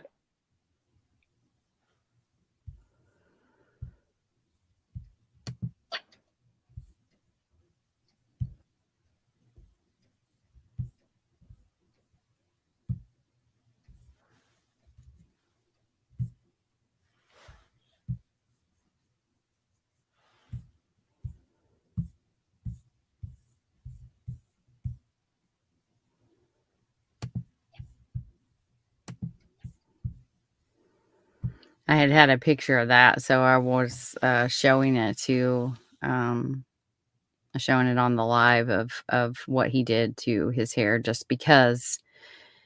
Well, the thing is like he told you not to do it, and you did it anyway because it was a totally normal thing for you to do, and then he did that.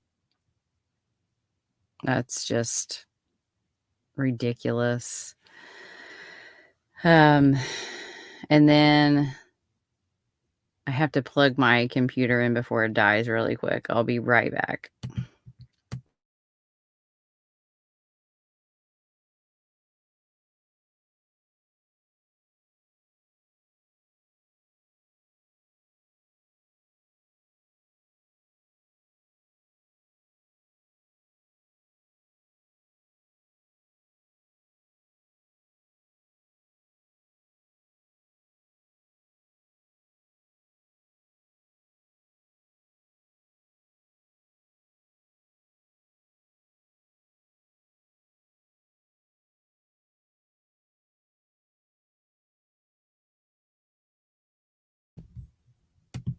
Sorry. One of the questions I had was like, what kind of a father would not, like you had told me before that he didn't ever go to any of, because Nakota played, he was very athletic and played a lot of sports. So he would refuse you. He wasn't allowed to play in any of his games or go to any of his practices when it was his weekend, and he didn't attend. Is that correct? Yes.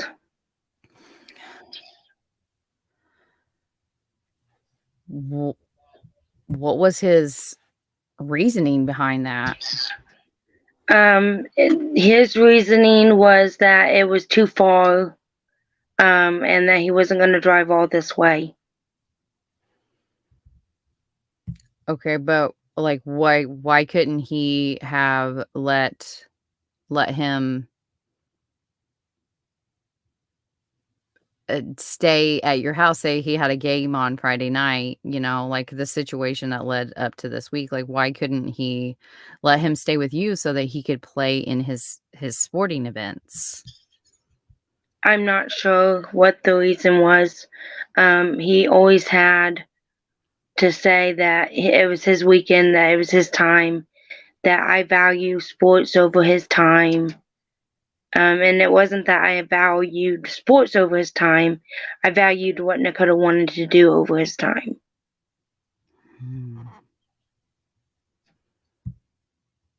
Yeah.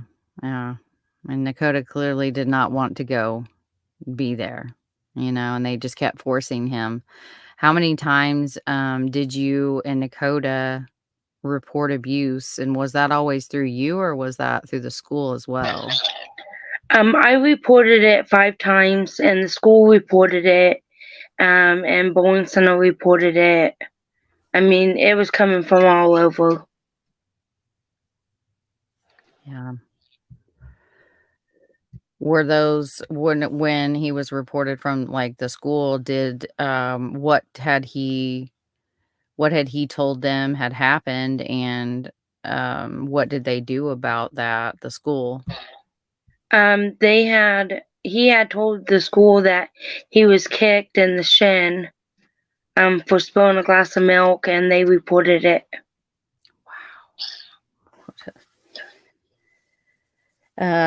You had said that, oh, guess it's not fixed. You had said that he often reported going hungry at his dad's, like his dad wouldn't feed him. And can you talk, just kind of like free talk, just like tell us what it was like, like it's hard for me to ask the questions because I keep having to unmute. So if you just want to like tell us all of the things that he did to him, because I think it's like important for what you're doing now, and because it sets the stage for that of like, why in the world did they not listen? Did they not look at his head? And just kind of tell us about a lot of this stuff. It started in 2017 when he had overdosed him on ADHD medication and his sleeping medicine. We had took it to the courts for that one, and they didn't do anything about it. Then we also took it to DCS too. And March, I had witnesses with me that heard him say that, see, Dad, I wasn't supposed to take all that medicine. And still, they didn't do nothing about it. In March, he got dragged down a flight of stairs. October, he got kicked in the shin for spilling a glass of milk. He got his head pushed into a plate of spinach for not eating it. He got belittled, starved.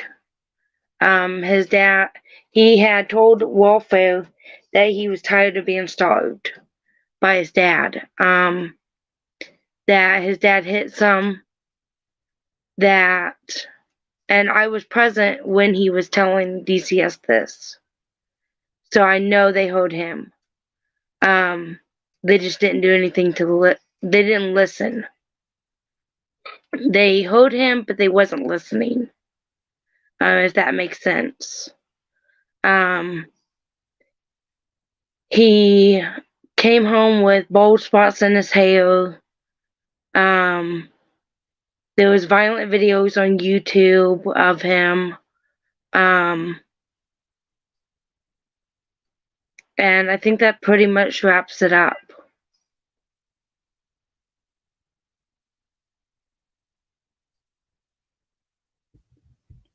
And that kind of brings us into that final week. That's just, I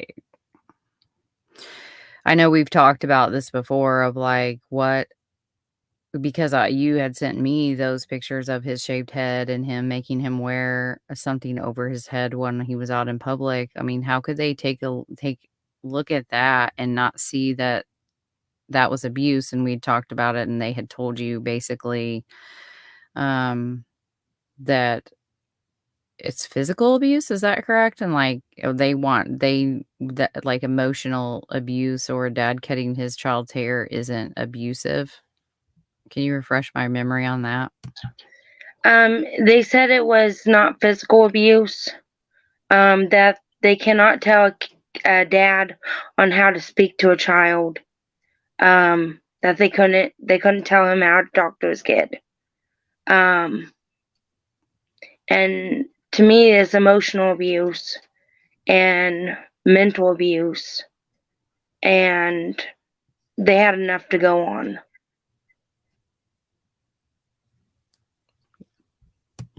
What would make things, well, pretty much basically, for a while, it was like every month, and he only saw his dad like probably twice a month. So once a month is a lot of reporting. And what was the judge's like final, like what did he decide? And then can you tell us about the guardian ad litem and his brilliant or her brilliant advice?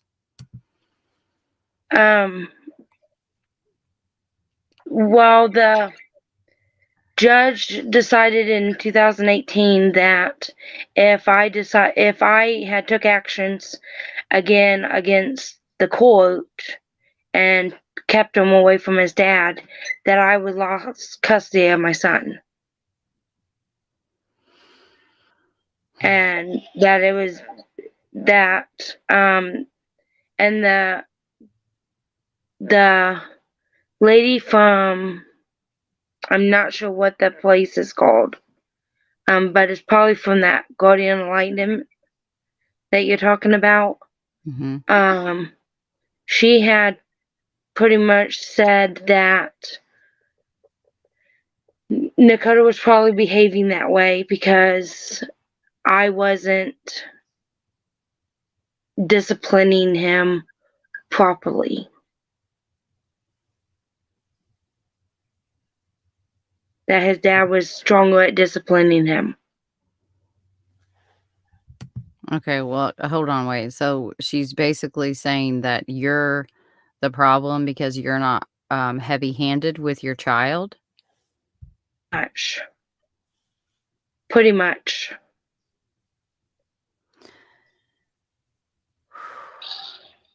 I don't even know what to say.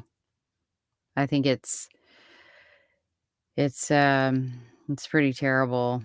And it gets worse. Like, so Nakota had hung up on his dad, and that's why I'd read that earlier. Like, he didn't want to go.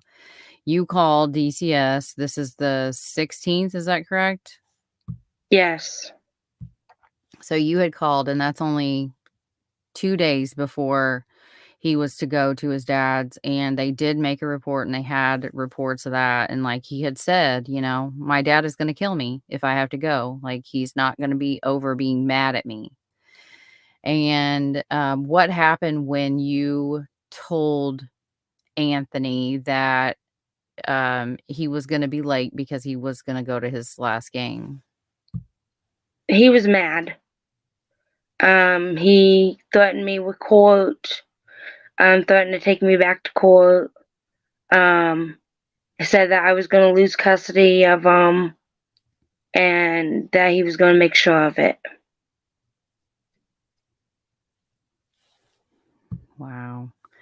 And then I have a video I was going to show real quick, and that kind of you talk on there about some of this stuff. And I think it'll, since we're having to like unmute and mute, I think I'm going to go ahead and play that video. And it's one where you're, talking about that last week and just the different abuse, so people can really get a grasp of like the severity of how bad this was. Okay. Okay.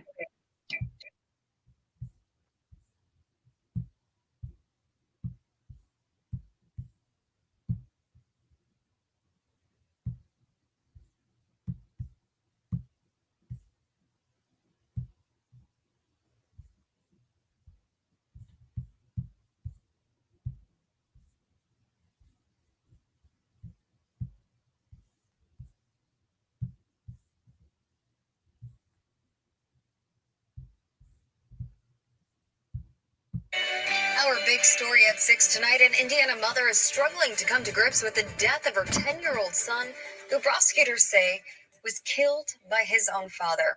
Hayley Kelly wants to know how this could have happened, but she laid out so many warning signs. She is looking for better answers from police, the Department of Child Services, and the court system.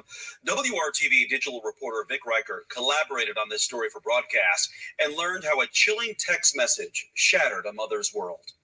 Nakota Kelly, with a big beaming smile, 10 years old in this picture, which was taken on July 15th, 2020, during a special trip with his mom.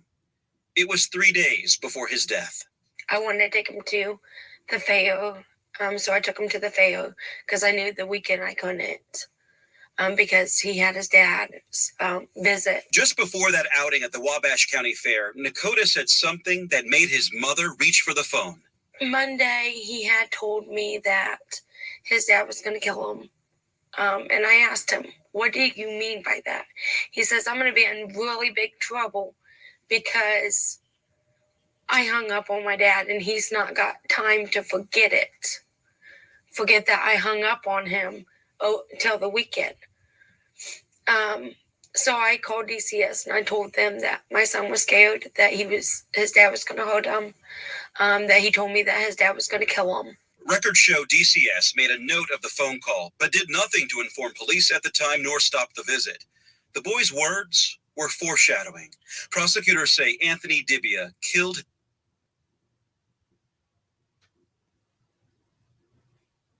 his son on July 18th, 2020, during a court-ordered weekend visit. The day before, Hayley met her son's father in Kokomo, halfway between both of their homes, for a drop-off, but they were late. Nakota had a Little League game. It was his last one of the season, and he wanted to be a part of it. His coach told WRTV how excited Nakota was on the field.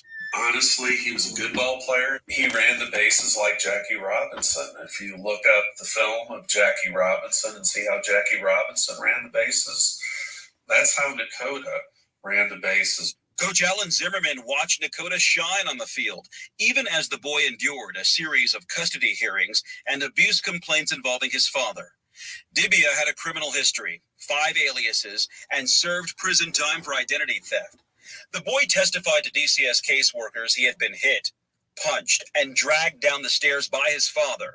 But records showed DCS caseworkers claimed there wasn't substantial evidence to support abuse. Playing this final game meant Nakota and his mom would be late for a scheduled drop-off. I said, Nakota, you really want to go to your game? And he said, yes. He says, my team needs me. So I said, well, then we're going to your game. Your dad's just going to have to chill out. Hayley gave Dibiah a heads up, even invited him to the game. Dibiah didn't like that and said so in a text message and threatened to call police and take Hayley to court. Hayley eventually dropped her son off with Dibiah just after 9 o'clock, a few hours late. Dibiah drove his son to his Indianapolis apartment. The next day, Hayley spoke to her son on the phone. Everything seemed okay. He said he was watching YouTube and eating Lunchables. So I thought everything was going fine. The text came from Dibiah. I got a text that says, sometimes I hear voices, my son's in heaven. Sometime between 7:40 Saturday night, when she spoke to her son on the phone, and 2:01 Sunday afternoon, when she got that text, Prosecutors say Dibiah killed his son, confessed to a relative and a friend, and fled the state. 2 hours after the text, police stopped Dibiah on a Missouri highway some 375 miles west of his Indianapolis apartment. There were bloodstains in the back of his Jeep, but no sign of Nakota. At Dibiah's West Side apartment on the 6,000 block of Westlake Road, court documents say investigators found Nakota's blood and other evidence that the boy had been killed. His body has not been recovered to this day. I think he planned it. I don't think that it just came over him. I think he found out that I was sticking up for myself and he couldn't help me no more. And so that he took the only thing that mattered to me. At the field in Wabash, where Nakota played baseball, this plaque is the closest thing his mother has to a grave. Hayley wants justice for her son. She won't have closure until she can bury Nakota and have a true place to visit him. Anthony Dibiah is in jail facing murder charges. Our Vic Reichert requested an interview with him, but he declined. There is so much more to this story, and right now on WRTV.com, you can read the reasons why Hayley Kelly plans to sue DCS. You'll hear from an expert who explains how police missed a chance to stop Dibiah before he left town. You'll read more in depth on this story on WRTV.com.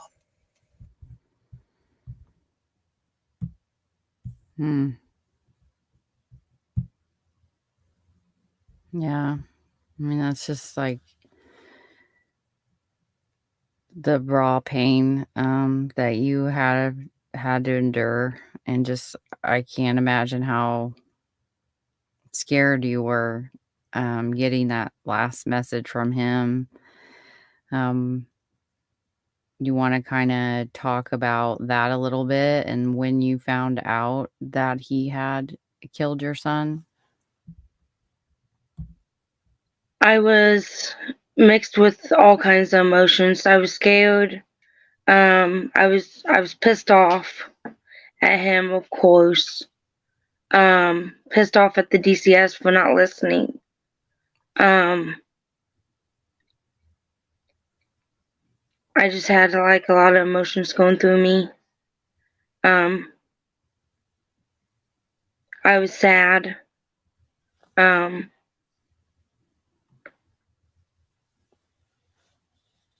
A lot of just mixed emotions. Yeah.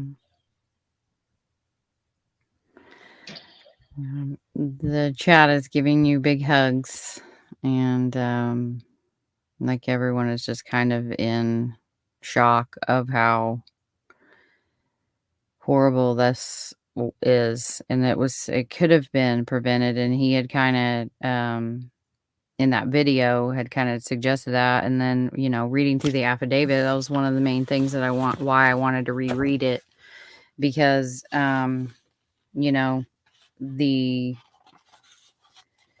just like refresh again, but it says that on July 19th, 2020, at approximately 7 p.m., Detective Henson spoke to Bowen Center caseworker A.L., who has been assisting and working with the Department of Child Services to manage Nakota Kelly's case. A.L. stated that she recently received a documented a complaint in her case file, which she received from H.K., Nakota's mother.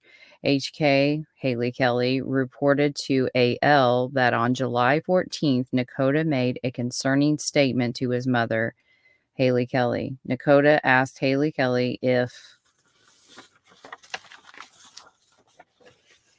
he was going to be going to his father's house that weekend, the weekend of July 19th. H.K. told Nakota that yes, he was going. And basically, this is exactly what you said happened.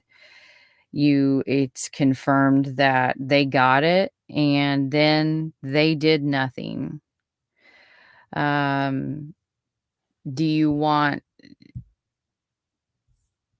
Is there anything that that you want to kind of expound on with this? And did you hear back from them at all? I did not hear back from them on the case. They didn't respond back to me Once they did, I had told them that my son was gone and asked them if they was happy now. Do they have enough evidence? Because I was so upset. As you should be. I mean, it does say that in the report. It doesn't say that, but that you had contacted them again when you received the messages that, sometimes I hear voices. My son is in heaven. And what did they have to say to you then? Have they spoken to you at all? They said that they were sorry, and that's all they said. They didn't really respond to the answer that I was giving them. Wow.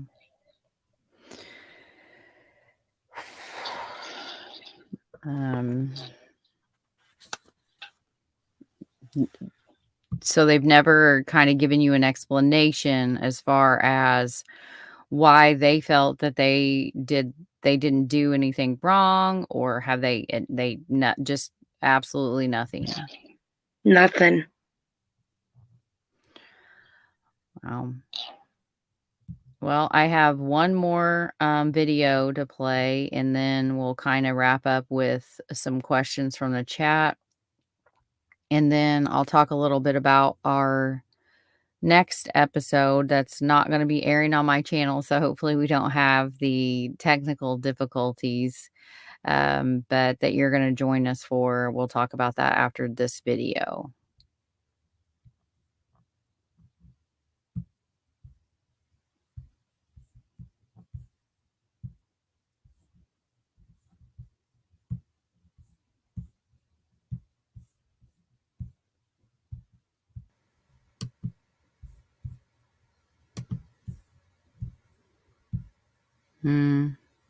That part right there at the end when she says that, just listen to the child. And the thing is like, there are what are called forensic psychologists, like that are in pediatrics, and this is their sole job, is to determine whether children are telling the truth. Do you know if Nakota ever was interviewed by it's usually a group of one person, and then there's also people that view it. Do you remember anything like this happening with Nakota? I don't. So they never even try to get to the bottom of because to me it feels like they just assumed that you were malingering. You were just making these things up, and you were coaching him, and that nothing was really wrong, and that obviously if they're telling you it was you had a wild child and you needed to discipline him more, and then his dad wouldn't get so upset. That is disgusting. That's the way that why our society, why women and children, why children are continuing to get abused. It's blaming the victim just over and over again. And the sad part is that, if they had to listen and he had supervised visits, the likelihood of Nakota being alive is pretty high. And the fact that they did not even do a forensic, have a forensic psychologist interview Nakota is kind of telling on the fact that they thought that they were capable of their job when they really were not. And they misjudged this. And they need to be held accountable for that. And I'm proud of you for doing that. Do you have any final words you want to say to us tonight? No. No. Well, I really appreciate you. I really appreciate you coming on, and I'm so sorry that it has to be that we met under these circumstances. And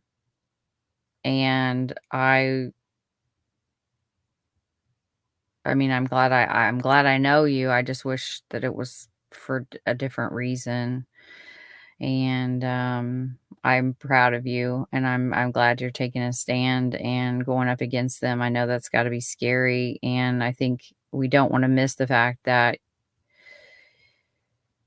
you had said to me, we were on the phone, and his trial has been delayed for 2 straight years now. Every time he has a hearing, it is a hearing to schedule the next hearing because they're canceling that.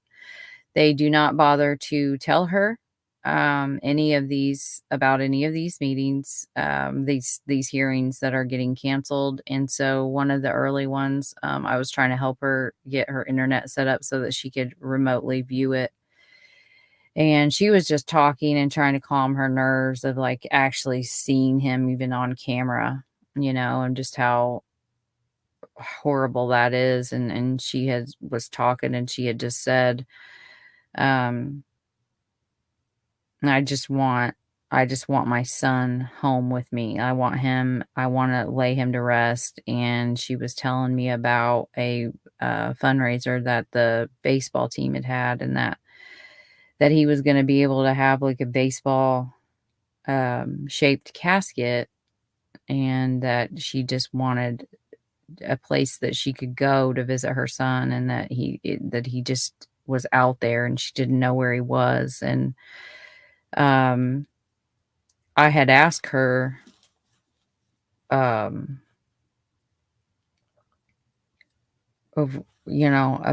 the a baseball shaped casket. I hadn't seen anything like that, and she had said, "Well, it's an infant casket, because I know that we're not going to get all of my son back because his father dismembered him." And that has to be a reality for any mother, is just absolutely wrong. And so that is why I had decided to do what we did next. Hayley and I, we do make a good team, and we decided to I had gone out searching a couple times, and it was just it's overwhelming, the how vast an area can be. You look at it on a map and you're like, oh, this will be a piece of cake. And then when you get out there, it's like, yeah, no, like we need a huge team. And I called Texas EquiSearch. I had gotten in contact with their partner company, and I also got in contact with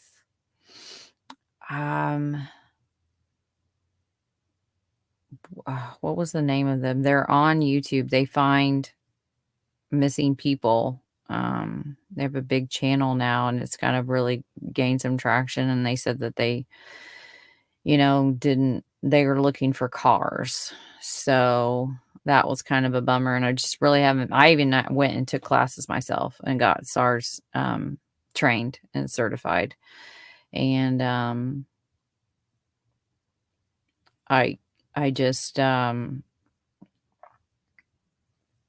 wanted so desperately to bring her little boy home, and that we hatched a plan. And the plan was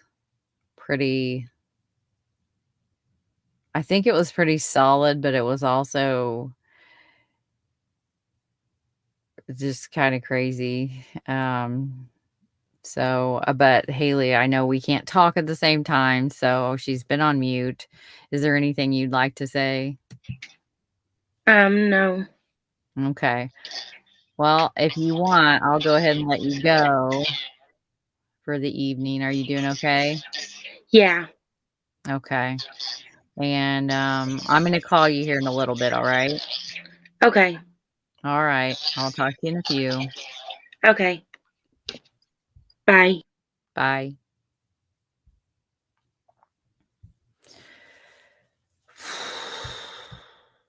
she is so sweet, and I think she's, like, it's just can you imagine having to be in a place where you have to tell, this is your reality, and you have to tell someone about your child that has been murdered and that is no longer, you'll never see him again.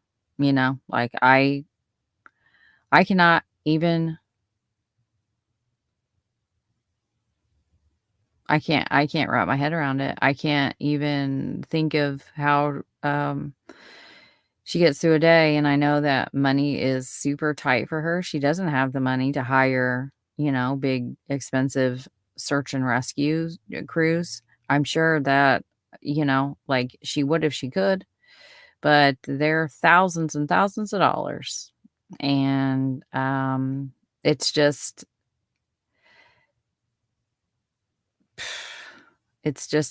yeah, you're right, Tears. It's a daily nightmare, just every day. And it was just so preventable. And that's what's just so heartbreaking is that she did everything right, and look where it got her. It's just it's very hard. And then you read that this affidavit of like, and how can a father do that to their child? I do not understand it.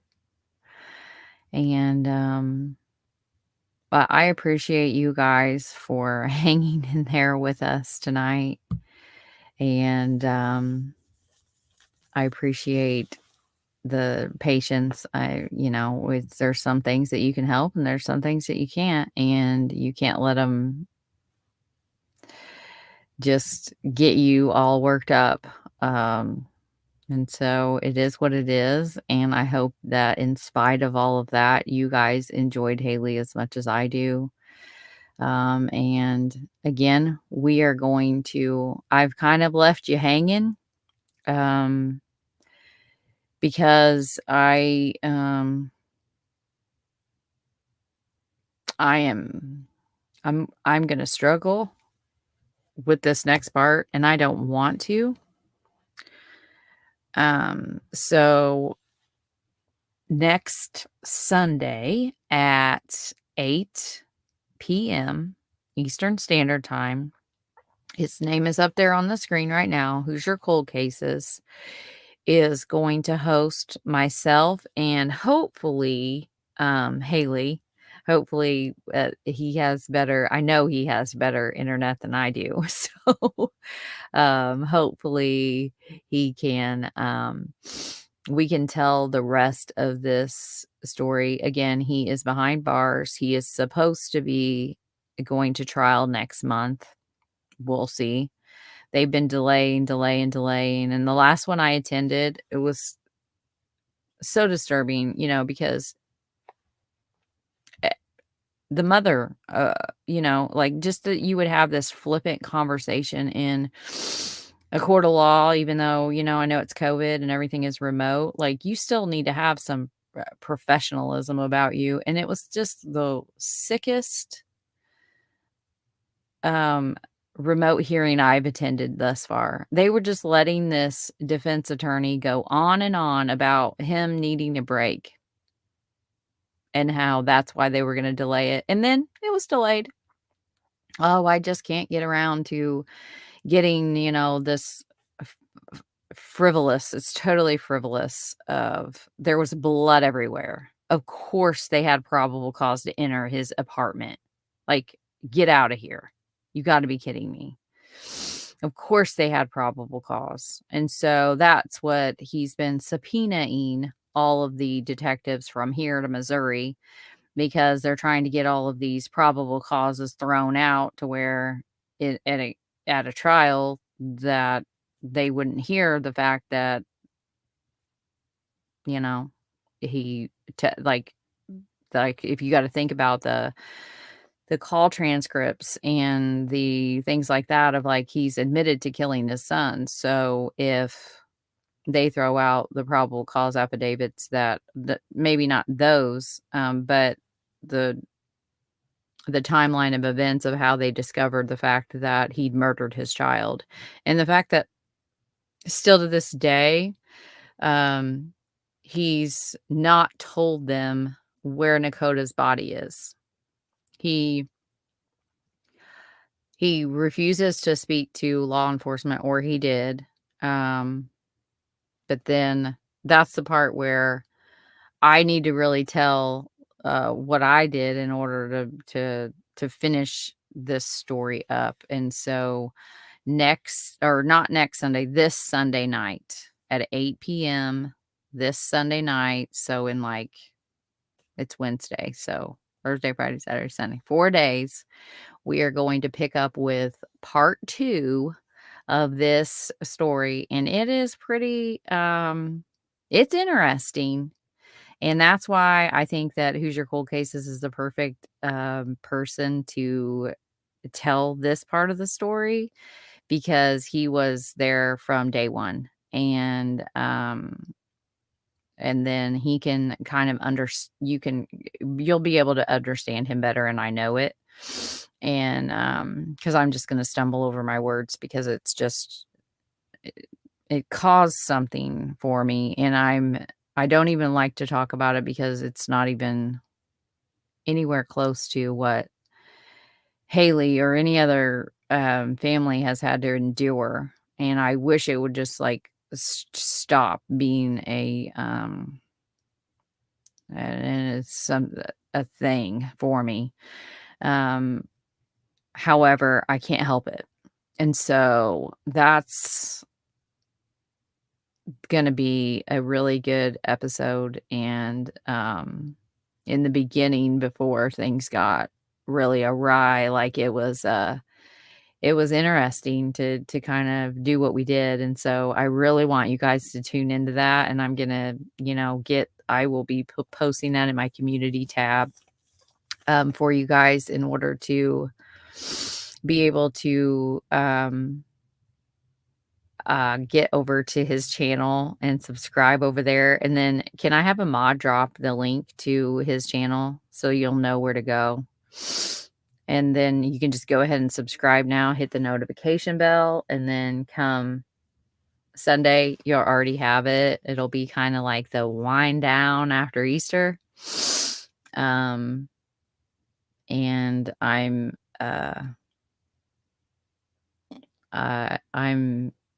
I'm ready to get this done and get this story out there, and let's talk about it. Let's talk about the mental health. Let's talk about psychology and profiling and all of the things that we're going to get into, because it's a lot. And just understanding the mind of someone like Anthony Dibiah.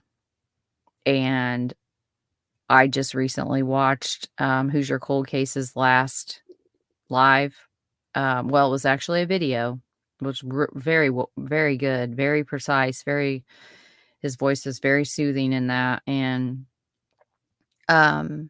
watched him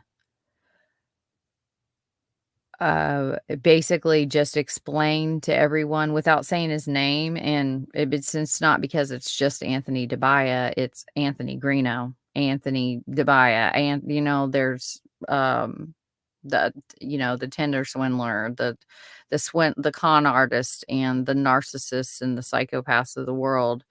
It all kind of fits.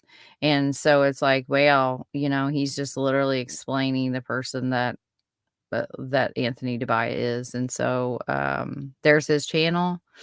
Go hit that. And I am going to sign out for tonight. And I appreciate every single one of you guys for being here. And I hope you have a great night.